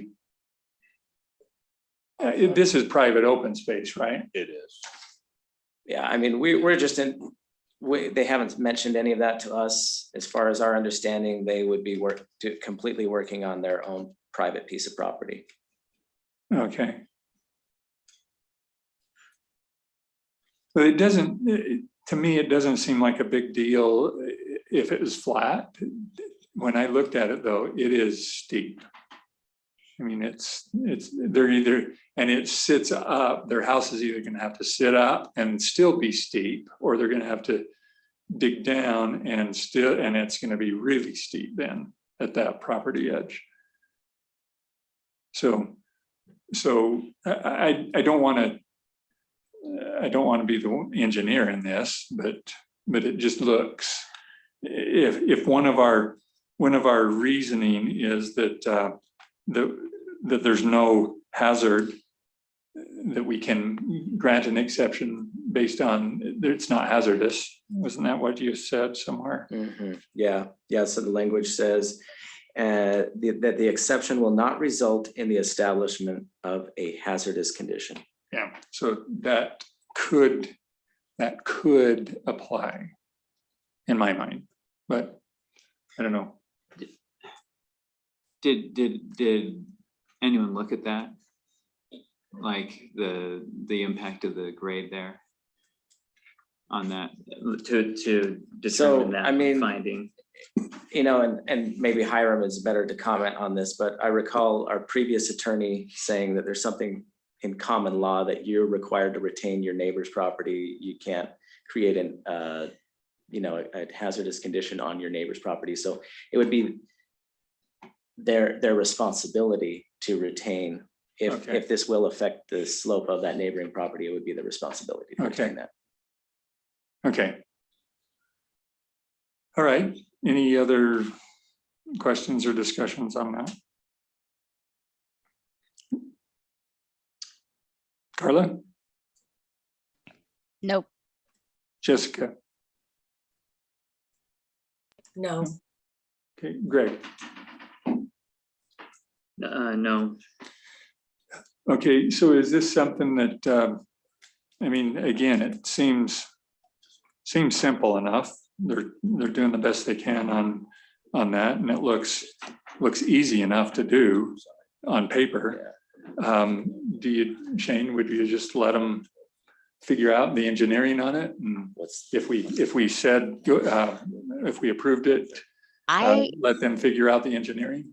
Honestly, Lon, I would like to see the whole thing, that they actually thought about it, as opposed to just trying to fit a house onto the lot, that they've taken into consideration the slope and the amount of retaining that they'll need to do, and to know that they're not going to cause a hazardous situation before I approve it. So I would probably, in this instance, I would move to table this until we have a more clear picture. Well, interestingly, and maybe it's not just pertinent to this one situation, but what we have here is a home that's wider than its buildable lot, right? And this keeps coming up on these like half-acre lots where these homes are saying, if I just had 10 more feet, I could get the home in, and they're working with their architects to squeeze it in. But if you look at it there, right, it's not like that. I mean, they're still to their south limit of the pad. I'll mention that to those guys. Yeah, I'll put a note. Yeah.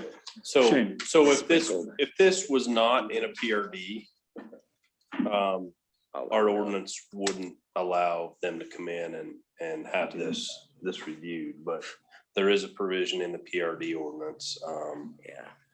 This one it didn't get caught, during the subdivision process, but they're basically coming in for a plat amendment to fix this, I guess. Yeah, so that would be to my point of, have they discussed this with the HOA, and is it okay with the HOA to let them move that way, put the retaining walls in a safe place, which would actually then be on open space? I highly doubt that the neighboring open space would let them build walls on their property, based on some other experiences we've had. Yeah. So. And if we approve it and then they can't do what they want to do, then they might say, well, you approved this, it should work. Maybe we need to move forward with tabling it until we can have these other questions answered.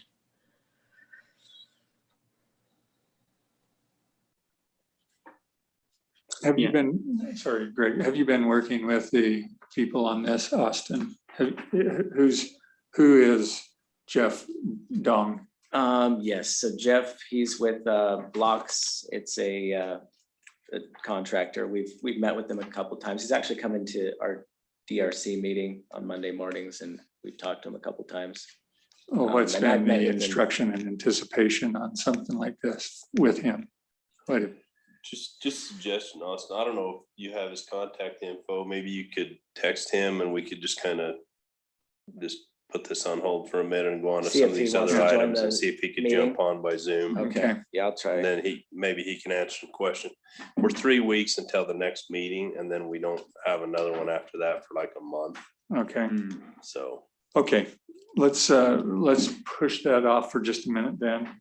Let's go into the next one, height exception in Willow Canyon, lot 29.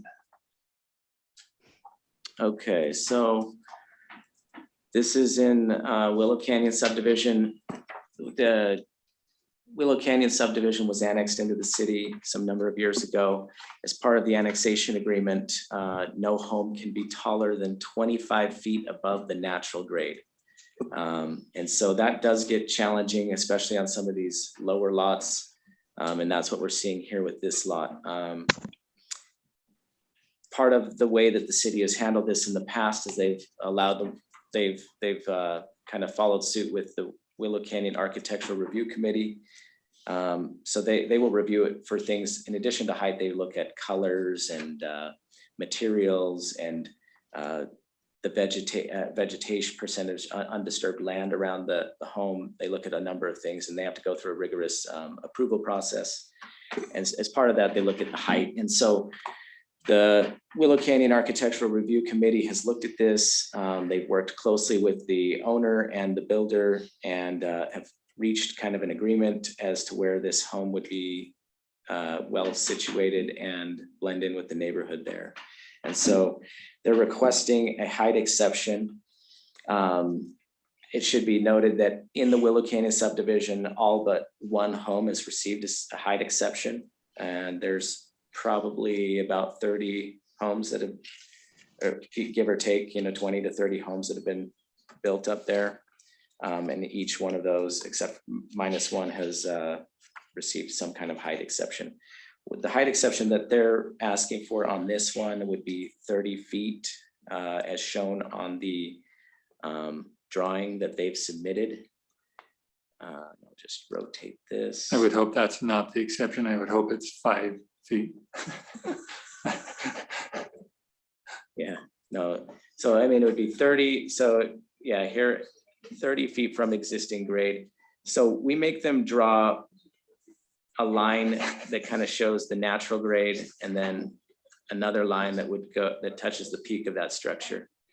Yeah. And so you can see here, and another way to measure this is, the way that the Architectural Review Committee likes to look at this is they like to review it, giving a reference point, which they use the top back of curb as kind of a reference point, saying, okay, the home can't be any taller than so many feet from that point of reference. And so the language that they've used in approving this, they say, or recommending approval of this, they say the city approve a height variance to the construction of the Wittenberg home of 6 to 7 feet to be verified by the measurement of the top back of foundation at the midpoint of the garage.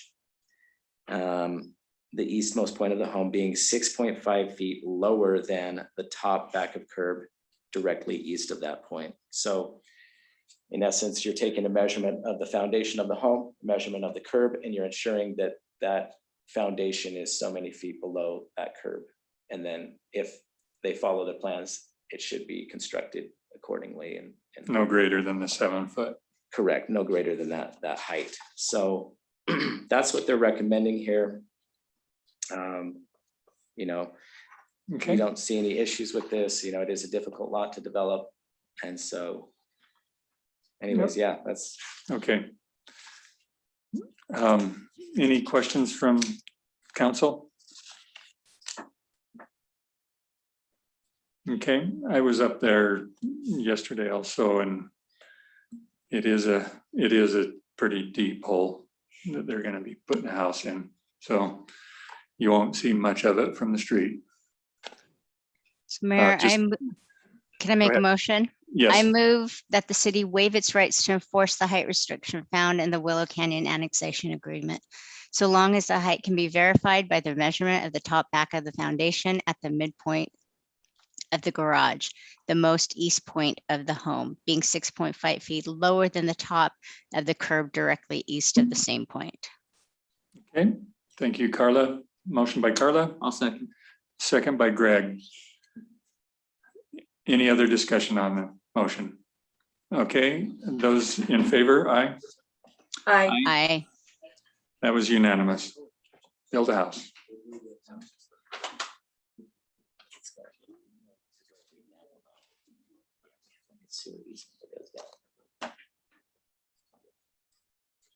Okay, let's go to the certified tax rate. Shane, I'm guessing that's yours. Yep, that's me. Austin, if you move into getting a hold of that gentleman.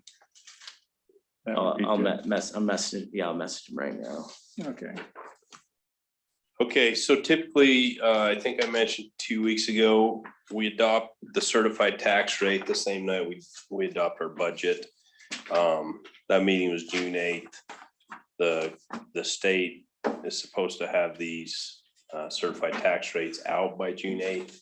That did not happen. Apparently, there was some issue with Utah County and uploading values and things. We did receive an email from the county clerk, I believe, apologizing for the issue.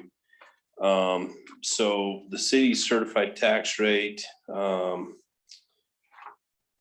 for this year is 0.001306. That is down from last year.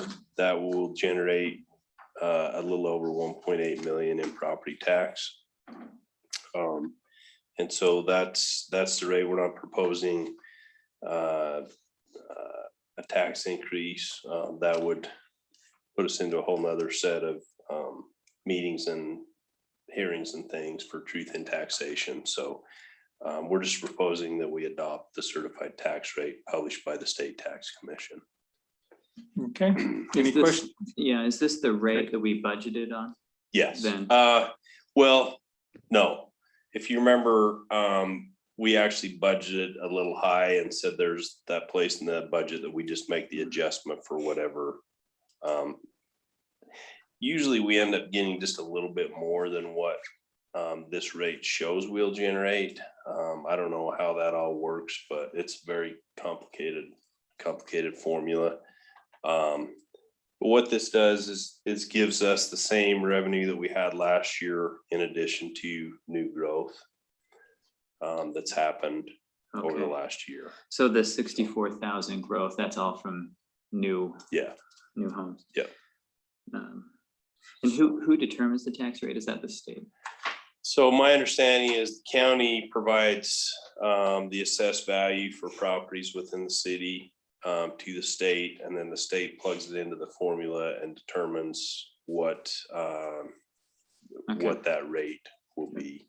They calculate it for us. And then once the council adopts that, we go on the state tax commission website, accept that rate, and that sets it for us. So. Okay. Carla, you have any questions? no, I was just gonna move to pass the resolution. Okay, go ahead and move, and then I'll ask Jessica if she has any questions. I move to pass resolution R 2120-13 for the Alpine City for our certified tax rate. Okay, motion by Carla,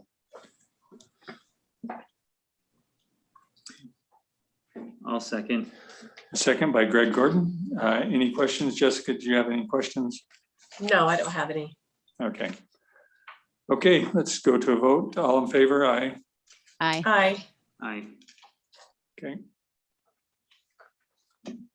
Okay, budget amendment. Okay, we're about a week away from the end of the budget year. We need to make just a couple of adjustments here to make sure we're squared up on our budget. We had about $18,200 in some additional expenses through the fire department for COVID related expenses. That's our portion of the total. Highland got roughly 2/3 of those costs, and we get a third. And then to make sure that we're below the 25% maximum allowed in our general fund, we will transfer about 500,000. And that's basically what these last two items are on Exhibit A. They're both related to the same thing. And with that money, we do projects like all these Lambert Park projects and projects that really don't have a funding mechanism. That's how we're able to do them. So part of this money would be used to help with the remodel of the fire station, the park projects. Sometimes it's, we take some equipment funds, sometimes out of the capital improvement fund and those type things. So the money always gets put to good use. So. Okay.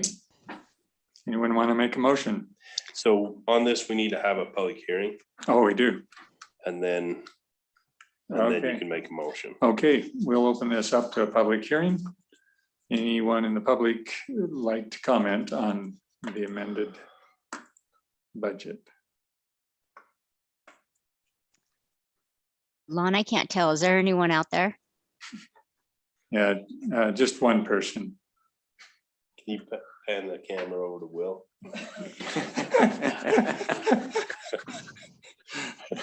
How about YouTube? Is anything shaken? Do we have anyone watching on YouTube?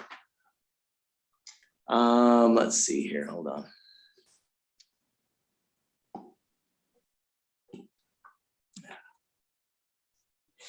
Well,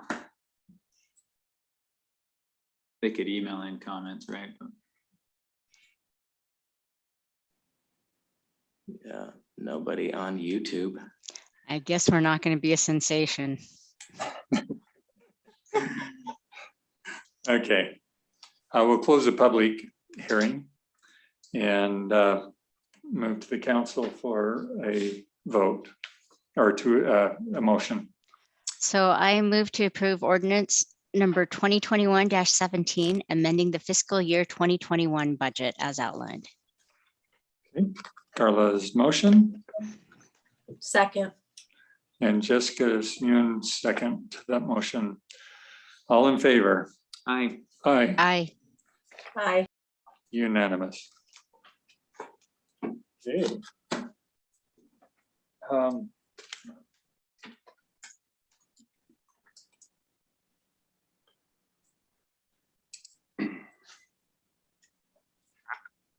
Okay, significant property, ordinance 2021-14. Who does this? I'll just You or Hiram? introduce this real quick. So Okay. this really came up as a result of an individual proposing to purchase some city property. There was something added, I'm not sure when, Hiram could probably tell us when, in the state law that requires the city to have an ordinance addressing significant property. We were not aware of that, so this situation made us aware. So this isn't coming with that property issue that came up before. It's just kind of a standalone ordinance that will be in place so that when we do have those situations, we will have this policy in place. Hiram, do you have anything you want to explain on this? I think you covered it pretty well. I think I made mention in a prior council meeting that this is Utah Code 10-8-2. You're looking at subsection 4. This was passed. It was recent, so I believe it was passed last year.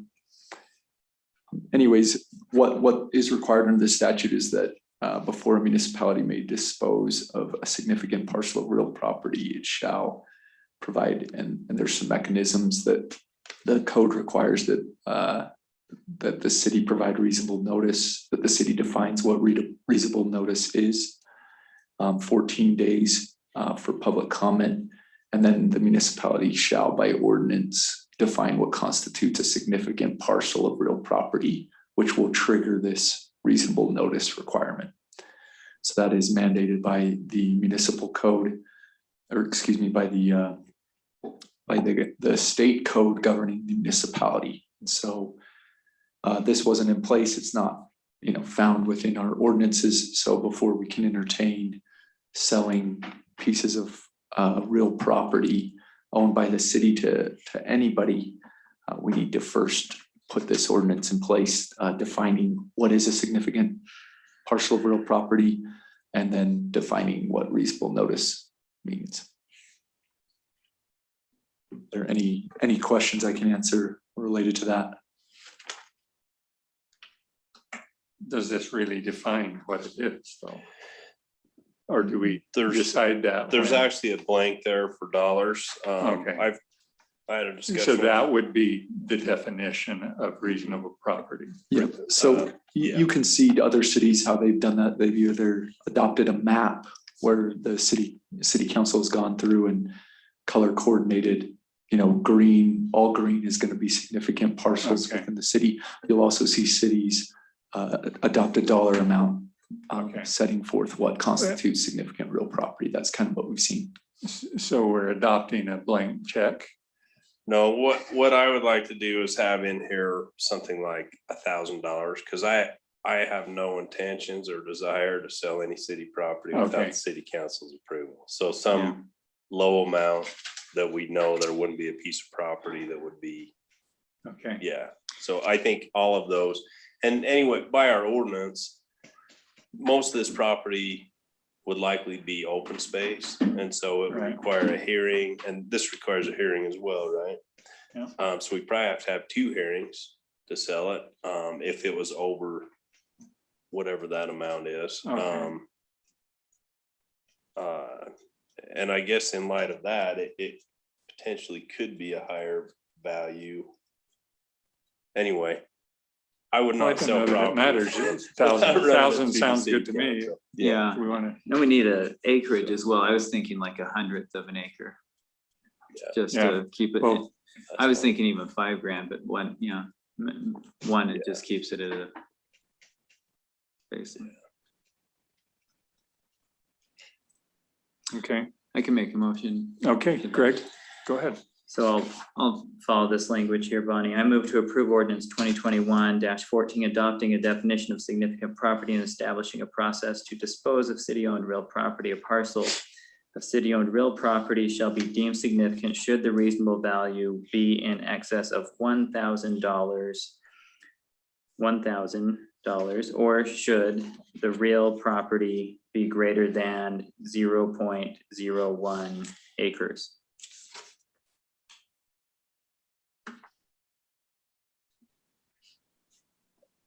Okay. Motion by Greg, Second. second by Carla. Any other discussion on the motion? Okay, all in favor? Aye. Aye. Aye, that was unanimous as well.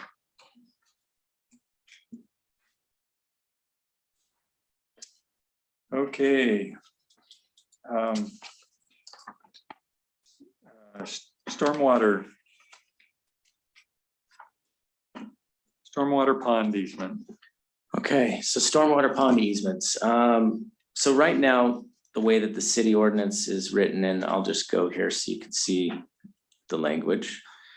It says in item D there, so number 2, item D, the lots within the modified concept plan, which each can contain a minimum of 20,000 square feet of area outside the mapped 100-year floodplain area.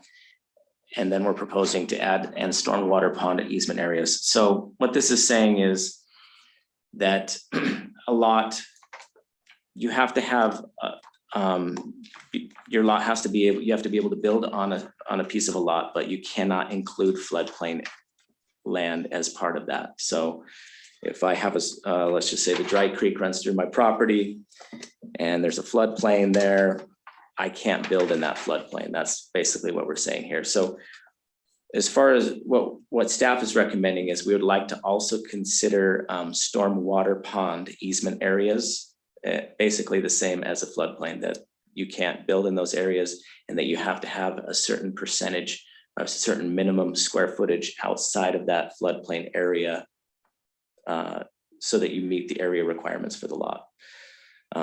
The issue that we've been running into is we've had some lots, let's say they're in the 20,000 square foot zone, but 1/3 of the lot is a stormwater pond. It creates some design challenges. Someone buys a lot, they think they're getting 20,000 square feet of buildable area, and then they're not. And so it creates problems for driveway access. It creates problems for other things. And so we just want to tighten that up so that we don't run into that issue again in the future, and that they're not counting that area towards the buildable, usable area of the lot. So it changes though on square footage though, here's the way it looks, right? It would put it in line, like Austin said, with our floodplain Okay. ordinance. Something just hit me here, Austin. So this particular section is the section that, well, it says the city council may, with the recommendation from the planning commission and with input from the applicant, modify lot lines to reduce angles. So this section is talking about modifying lot lines. Mm-hmm. So I would read that as if someone is not proposing to modify a lot line, this would not apply. Right. So it didn't hit me before. Yeah, but it you're just- right. it You're just right. did. This is probably not the right section for it. So we may need to, Yeah, we might need Rewrite to that a little bit. re-look at this. I Okay, didn't well, notice that. but the intent, you Yeah. understand what Yeah. the intent is. Understand. I- We see it over there by the junior high, Oh, Yeah, very Yeah. clearly. Yeah, They're it trying gets better to down build a there. house in the pond or in the retention basin. I talked to one of those owners this last week and they were talking about the challenges of it. And yeah, seemed like every one of them, you can just see it in the way they Oh, build. that's the 40. And it's the same with these other situations. They just can't fit it in, Yeah. makes it very tight. It's a good Okay, idea. well then let's make a motion to table it until we get it back. and I think it could just be a number Or- 3. Or do you want a motion to move it to where it should be? Well, so the section is density, lot area, and width requirements, single family dwellings. So 1 deals with minimum lot areas and minimum area and frontage. 2 is dealing with adjustments for odd lots. I think you could just add it as 3. That you have to have a minimum of whatever the minimum lot size is for the zone. I think we should reword it and bring it back to you, but I think that's where it could go. So whatever the minimum lot size is for that zone, you need that much outside of that easement area. But it does bring up a question also with our minimum lot area goes up with increased slope.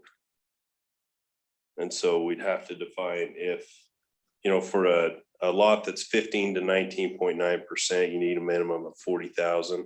This is in the 20,000 square foot zone, right, Austin? Because it mentions 20,000 square feet Yeah, on page 2. And there would be Yeah. a similar corresponding ordinance for the CR 40,000. yes. Yeah, it's almost, So I think it does need a little work and we'll bring it back Okay. and get that in the right place. Okay. Motion to rework it?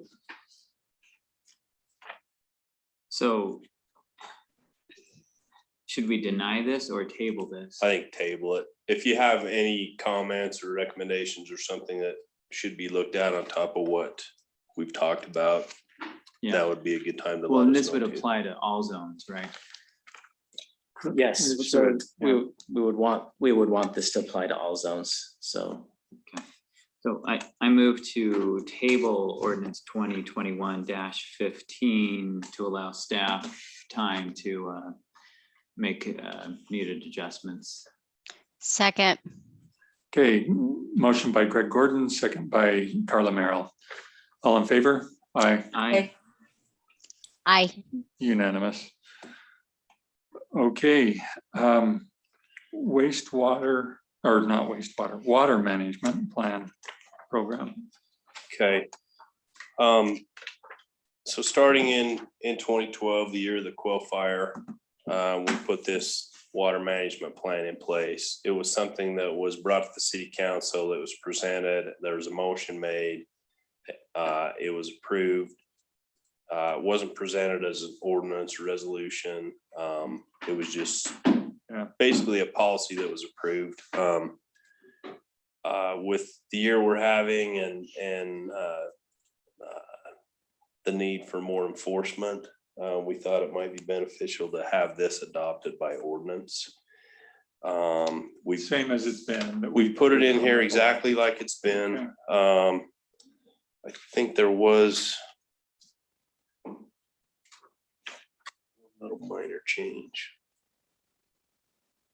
Yes, there's always been a little bit of a question for those that that are not served by pressurized irrigation, if they're under the same restrictions.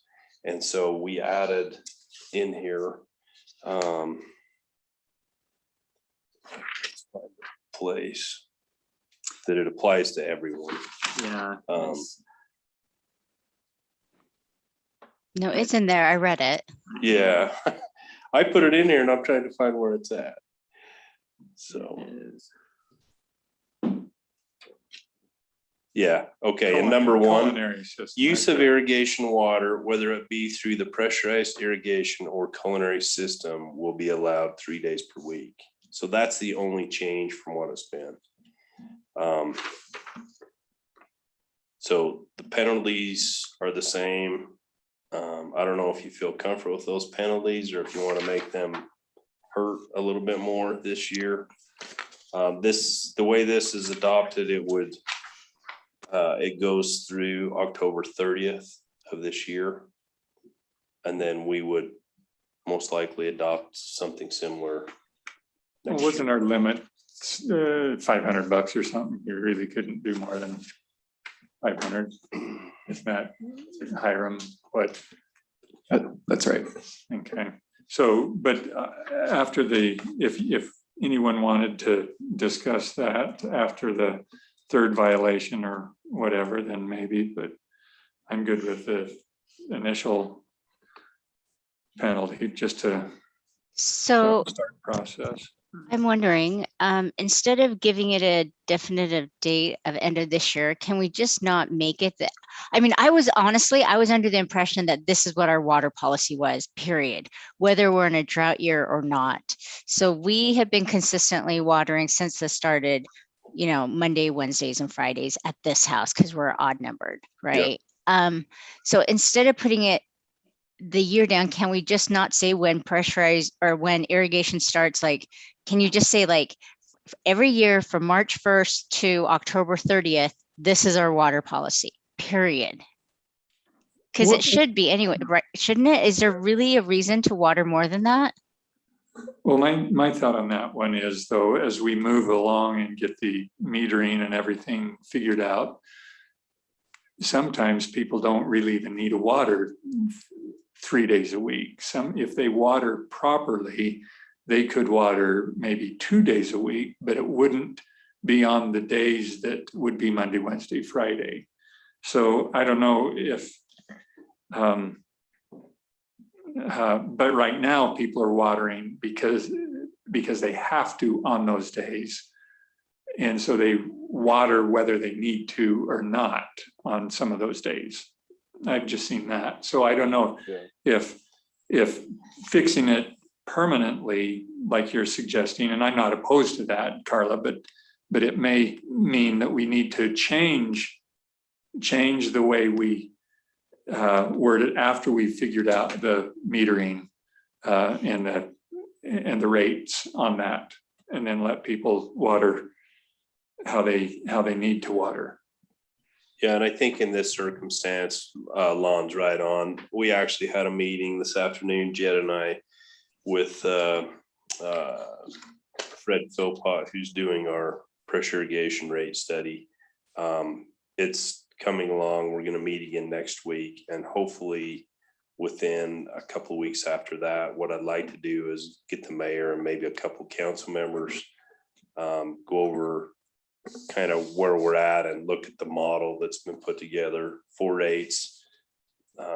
Work on it that way before it comes into the public meeting. So I think the October 30th in this circumstance, if we weren't looking at the rate structure, I would say, yeah, let's just adopt it until we decide to change it. But I think some things will change, Okay, and there will be an update in this case. okay. So. Okay, Okay. are we good with I'll the make a pen? motion then. Yeah, let's do Okay. it. Go ahead, Jessica. Okay, I'll make a motion to approve ordinance number 2021-16, adopting the 2021 water management program. Okay, thank you, Jessica. Do I have a I'll second. I'll Okay. second. Carla Merrill, second to that motion. Any other discussion? Okay, all in favor? Aye. Aye. Aye. Aye. Okay. Did you find anything more, Austin, on Mr. Mr. Dong? Dong, I've emailed and texted him and I have not received a response, so.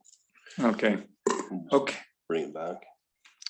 Are you, Carla, are you good with that then? You want to bring it back? You're- Please. Yep. Okay, okay, I'll entertain a motion then, Carla. I move to table, which one was he on our? Setback exception Brookside Meadows, PRD, lot 9. Significant tree point. Okay, wait. Is it number 9, did you say? No, it's No. B. It is B, item B. Okay, yes, I move to table setback exception lot 9 Brookside Meadows PRD. For what reason? Oh, I'm sorry, until we get more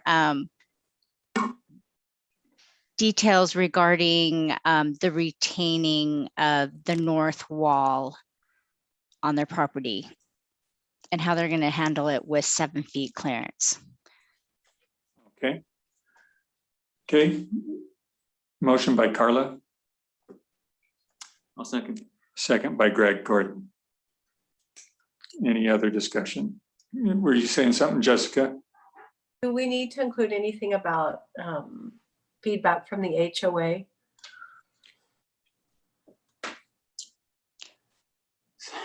Are we talking about the HOA for this subdivision or the subdivision behind or above? For this subdivision? I thought exceptions had to be communicated or with approval through the HOA. Did I understand that wrong? Does It Brookside does- Meadows have an HOA?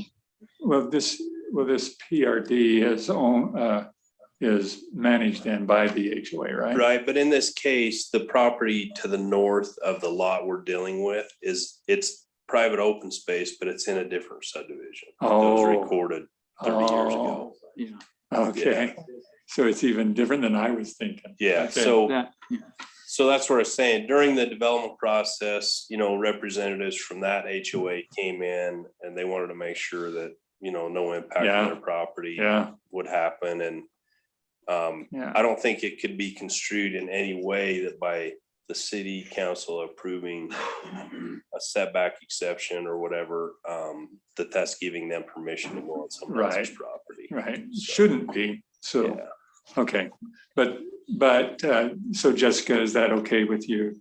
Yeah, that's fine. I just Okay. want to make sure We didn't need to include anything else. Thank you. Okay, we'll go to a vote. All in favor? I, Aye. Aye. Aye. Okay, Austin, would you work through that one then? Yeah, we'll get on Thank that. you. Thank you. Okay, staff reports. Chief William. Awesome. Just happy to be here. Hey, thanks for all you've been doing as interim fire chief. I'm glad Brian's here. Yeah, thank you. Chief Patton. It's dry. Yeah, They banned fireworks in Salt Lake City. That's good. So hopefully the whole state follows suit. okay, can we get going on a phone dial thing to let people know? Something more than just a newsletter? Yeah, we've got, this is part of my communication. Okay, well then, you can wait then. Yeah. We'll finish with Chief Patton. But we have the signs, so we'll be doing signs tomorrow. Up here in Okay. Alpine, as far as getting all the signs out. So that on all the roads coming into Alpine, so people know that they're banned. So, Okay, all right, anything else from you? guys that we had deployed, got back 2 days ago. They go back on the board tonight. I'd be surprised if they're not gone within a day. So. Down in the same area, down, There's a big one going out to Willa. You still have all, the 3 down Highway 6 clear to Moab. So who knows? hmm, It's okay, everywhere. okay, okay, anything else? Thank you. you know, it was interesting to hear the governor say that he didn't have the legal authority to ban it statewide, but we, so it's not just cities that sometimes feel limited. But I guess we did our part here. Yeah. But he would have, I think. Yeah, Well, I think he would have too, but it's interesting, at the city level, you can ban fireworks, but he couldn't at the state level. Yeah. state level. So. Okay. All right, Austin, do you have anything for us? I just have one thing. So I'm thinking of making a change to the way that we manage meetings moving forward. So because of COVID, we allowed public comments via email. I'm thinking that now that we're kind of trying to get back to normal, that we return back to our normal Okay. way of, if you want to make a public comment, you come to the public meeting and make that comment. Do we need to decide that as a I mean, council? if you guys have any, if you feel otherwise, let me know, but that's kind of the direction I was I'm leaning. good with that. It was always difficult the other way. So, Very often we weren't getting addresses, right? Yeah, we don't get addresses. We don't know if they're Alpine residents. We just don't, yeah. It's difficult to manage it. And as we saw with like the YouTube comments too, that was yeah, getting Get a little- difficult to manage. yeah. Okay, Jessica, do you have any thoughts on that? You good with that?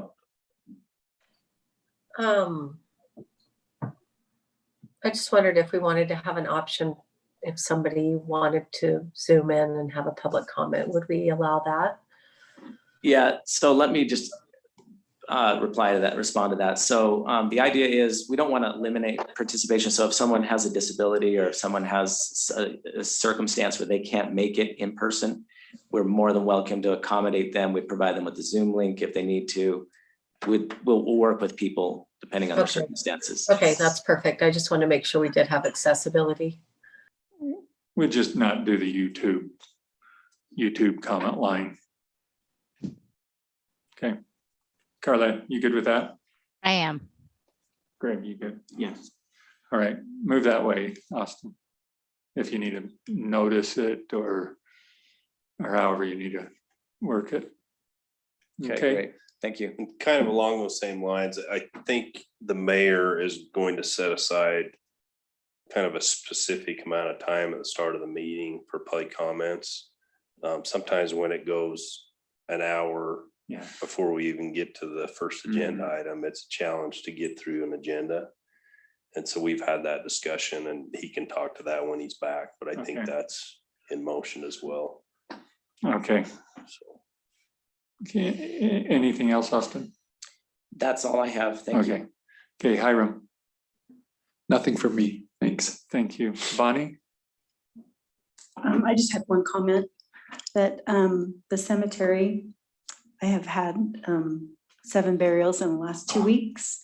My And goodness. I have counted that we only have 72 plots left to sell. That's it. And How we're we doing done. on that? So I'm just wanted the council to be aware that we need to probably get on having the expansion done sooner than later. That's it. Yeah. And they've already approved it in the budget. It's a matter of Yeah, our bandwidths here and our projects are like this, but it's gotta happen. have we So- gone out to bid yet? No, we're still trying to, it's a little bit of a, not a little bit, it's a lot of a challenge with the slopes and everything we're dealing with up there. And most of the plans will require a significant amount of retaining walls, which the price is gonna be very high. And so we're trying to figure that all out, Okay, so. well, maybe we should ask people not to die. Is that new restroom getting usage from the cemetery? No, Is it- so it's actually sitting there, it's not connected. The reason it's sitting there and not installed is we didn't want to put it in an area or in a location that would be detrimental to a cemetery layout. And so we had to take it, we ordered it early on with the CARES funds because we had a very limited amount of time to spend them, and then things evolved and changed. We were stuck with the delivery date. So we just unloaded it off the truck, set it on the ground, and we actually, what, Austin, a week or two ago, the city applied for a variance on setbacks for that building. Because if it's an accessory building, it's 40 feet. It's kind of a strange situation because an accessory building is normally an accessory to a home. So it was a little bit of a gray area, so we ran it through the variance process. Even if it was 30 feet like a home, with the way everything's laid out and what we're working with that little existing area of graves and the monument and some different things, having a 30-foot setback was a challenge, so we were granted a variance to have a lesser setback. So we have been working towards getting that going, so, but we'll. Okay, thank you, Bonnie. Shane? Yeah, so, all right, so we had a couple payments on the agenda tonight, just an update. The 800 South project is paved. It's been paved since the last city council meeting. They're kind of putting landscaping back together and finishing up concrete work. And Lon lives down there. He can maybe speak to that when when it's his turn, I guess. And what the neighbors think. I think it's turned out really, really well. Our water line project is almost finished.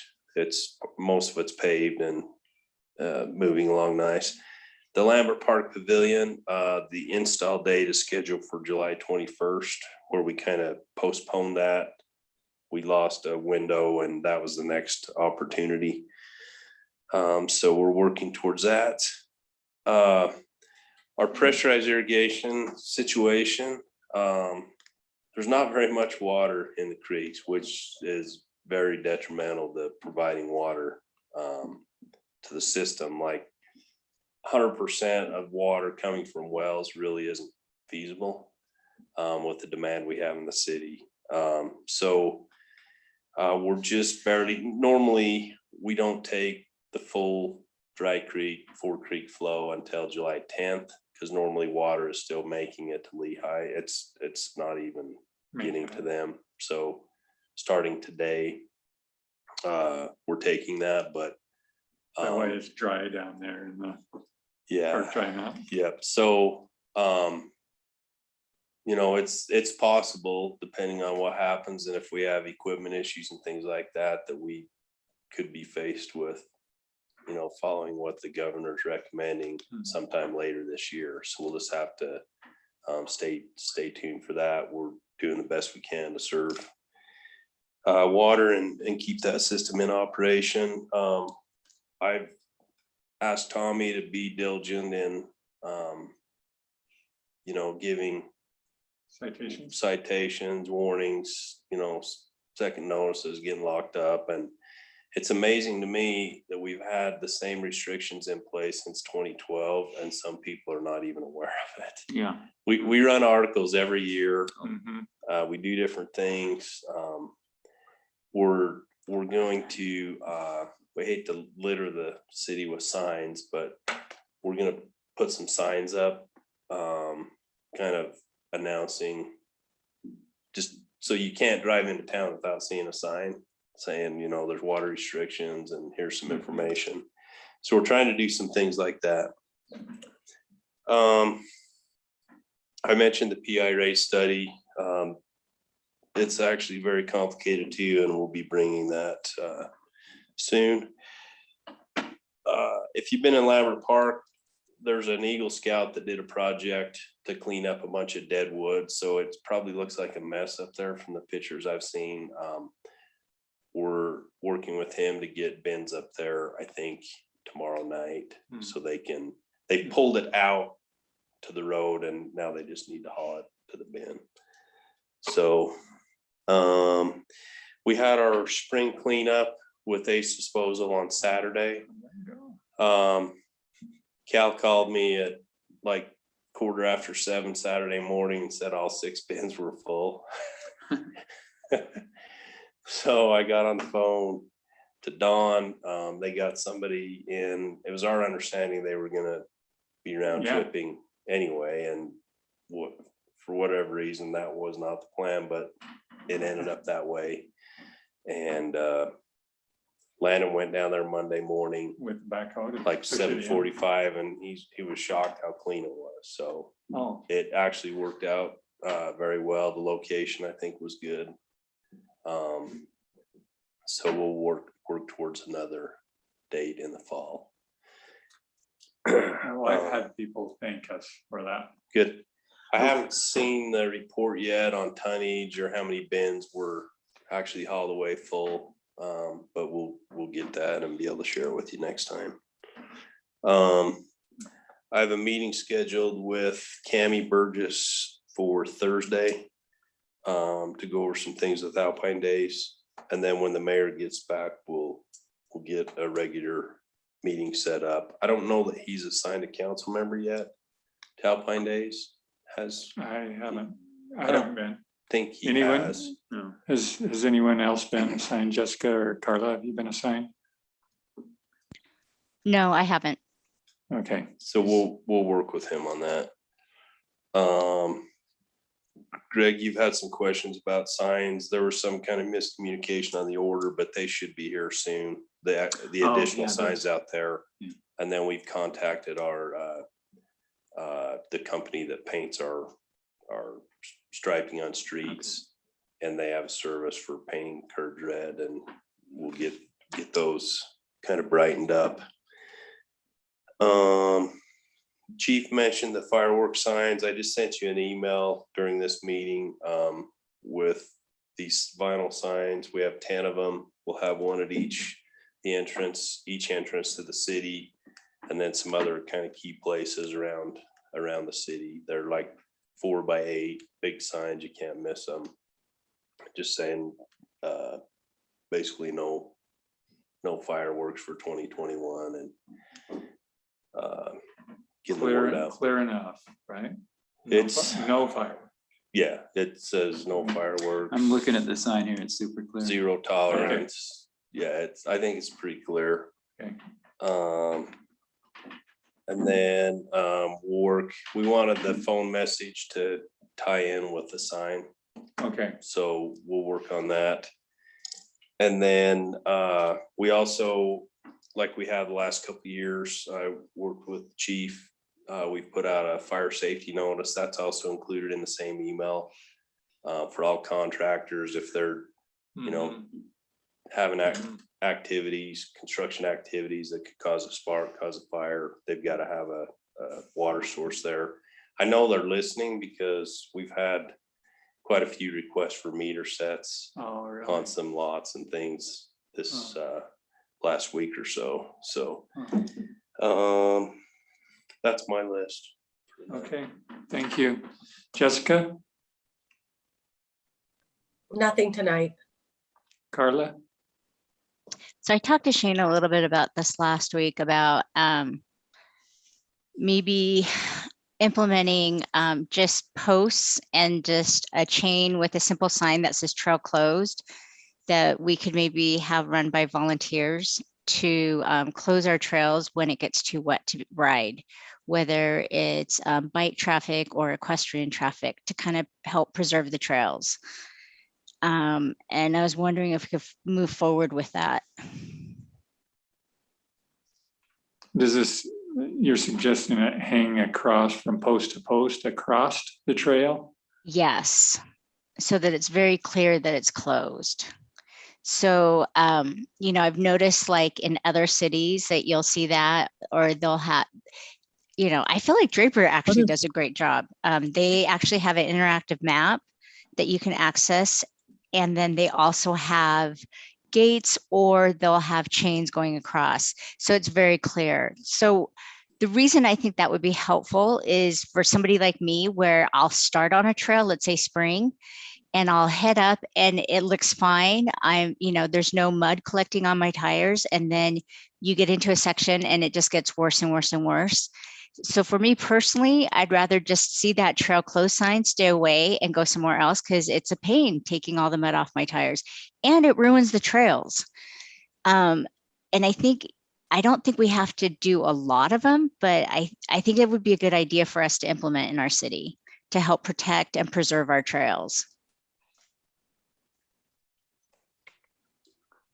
How many are you thinking? What is that? What does it entail? It would entail like what, 2 posts on each side of the beginning of a trail and a metal chain. But how many trails? I would say probably the ones that, you know, like 3 Falls, you know, I feel like we don't have. Right at the point at the bathrooms then, you mean? Yes. Okay. The major entry points where people would start, you know, and then beginning of spring is a good one, because like I said, that one's now that I know, it's kind of deceptive. At the beginning it could be dry, but as you go further up with a lot more foliage and whatnot, it gets where people should not be on it, you know, and you need to just turn around and go. But I think what a lot of people do is they won't turn around, they'll just keep going through. And but I mean, saying volunteer base. because yeah, there are people that go through and ride our trails almost daily. And I've talked to a couple that said that they would be willing to do something like that. So what would you do? Have a little box by the trail that the sign stores in? No, I think, you know, I think the chain, and I don't know, I don't think it would get stolen, but if we're worried about it getting stolen, I think they can keep it and go around. And as they ride, they can put the chain across and hook the sign on the chain. Have you run that by the Trails Committee? No, but Will, what do you think? He's not here. Oh, I actually talked to Breezy about it a little bit, but on a very high level. But I actually have some people that I think would be willing to do it. I can't imagine them saying that's an awful idea. We've had some, encroachment on the trails when people shouldn't be on it. And it's awful. It makes the trails. And I know that Will has had to do a lot of smoothing over on some of the trails. And, that's expense that we can save and put it to better use than having to rehab our trails when they shouldn't have had to be rehabbed. Okay, well, what's the action item then on that then? I would suggest sending it to the Trail Committee. Okay. One thing, I think if there's like a chain across there, The only thing that scares me is somebody coming along, not realizing it's there. I mean, there was it a BYU or Utah State? I can't remember. 10 years ago or so, someone was riding a bike and got clotheslined by a slack line or something, and they actually got killed. There's a big lawsuit over it and stuff. Yeah. And those kind of How about stories a- kind of scare me yeah. about that. How about a little teeny, like the fence, the A-frame fences we have, just a little small one, like a sawhorse almost, Yeah. like a sawhorse that you just turn it and put it in the way. Yeah, but if you have like a red sign hanging on it, they would see it. Yeah. I'm not saying, you know, Red- it's not going to be camouflage. We want them to be able to see it. How about the Forest Service fire signs with a little, The, Right. I don't know, just some kind of a flip down Actually- sign or flip open, or I don't know. I think, yeah, I think Will and Breezy had talked about stuff like that. Actually, like a. at the Carla, trailhead. would you take that to the committee and say how big, how many, Which trails? yeah, which trails? I'm not opposed to it at all. I mean, the chain does concern me a little, and that's why I think maybe a small sawhorse type thing that would just sort of you just pull it from the side of the thing and place it in front of the trail. So the people that I've talked to are women. So if you're talking about big, heavy piece of wood, I don't Yeah, think that I would don't- work. But a chain, like a chain going across with a sign on it, Yeah, I no, still think that would be I understand. okay. I understand. No, it would be just a small little sawhorse, no heavier than a chair, you know? We have a couple cameras in Lambert Park, and there's people that use it in the dark. Okay. So that's Anyway, the Todd, concern with the would- change. But I think if they thought through that, came back to ideas or whatever, or which trails, I think. right. I think the trail committee has looked at some options in the past. It's a great idea, Carla. I think they might Yeah. have some thoughts Yeah, on how to go about it. yeah. Can you do that, Carla? Take it to them? Yep, already have. Oh, so they have said no then, or what? No, there's just no action on it. Okay. Tell them it's gonna be on the agenda to make some decisions. Have them be the recommending body. After the recent project to fix the one trail in 3 files, I'll bet they'll be willing. And that one Okay. seems like an easy one to shut off. Yeah, Maybe some of the ones in Lambert Park, in my mind, seem a little tougher because there's so many intertwining trails and things, but so maybe I'm oversimplifying it with the sawhorse, but that's an idea that I had. So, but a post and something, even if it's a breakaway type chain that isn't really heavy duty, that if somebody hits it, Yeah, breaks and away. no, I forgot about the people riding in the evening. My husband did used to ride quite a bit in the evenings years ago. So- Once it cooled down and once all the kids were asleep, they would go with headlamps and bike lamps. And so, yeah, that would be harder, but still, you're still I don't know. Yeah, It's all good. I don't have anything else. okay. Thank you, Carla. Greg? On the budget, we were talking about the healthcare cost increase. And I wanted to check if an idea that came up later is the use of HSA plans. Do you know, does the city take advantage of that at all? we haven't Okay.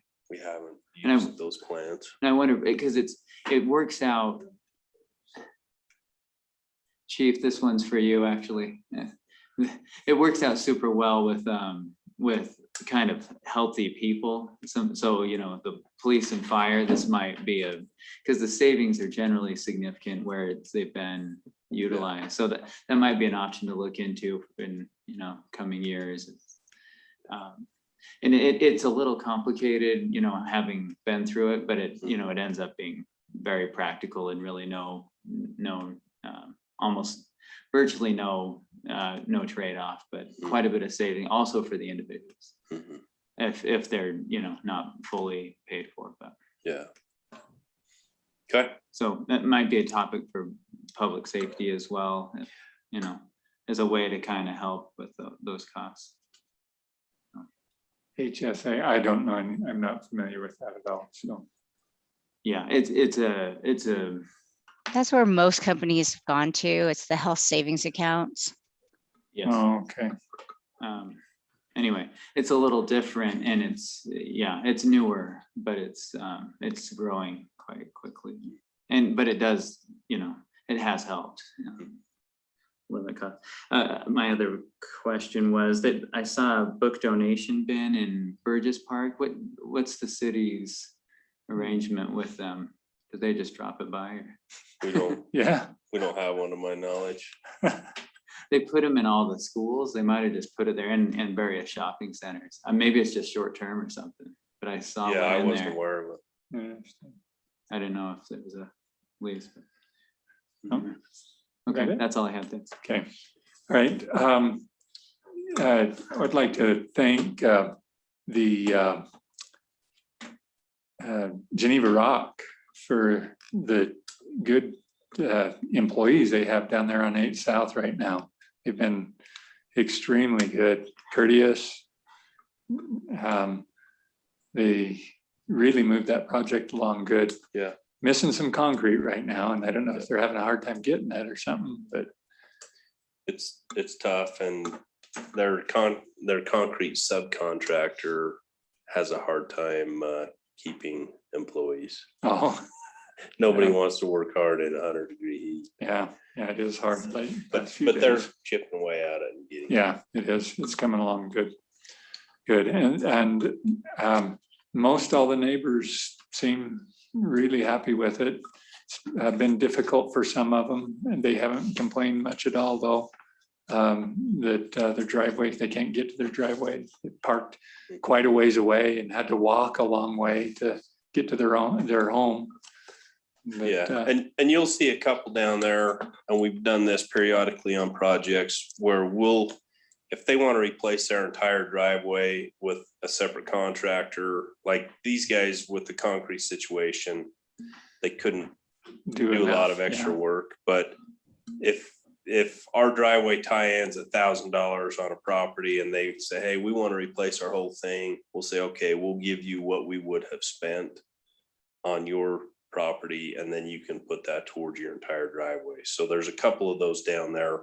It's not we're leaving them in a bad situation. It was okay. at their choice. Like, I think Davidson. Is there Okay, Davidson? Davidson. That's the situation they're in. Okay, There were 1 or 2 others that we did the same thing. so they're just wait until they can get their Yeah. whole place Yeah. fixed. Okay. Okay, very good. No, it's been good. Everyone loves it to have it cleaned up. So thank you. If there's nothing else, I'll entertain a motion to adjourn. I move to adjourn. Motion by Greg. I'll second it. Second by Lon. All in favor? Aye. Aye. Aye. I Thank you, Jessica and Carla.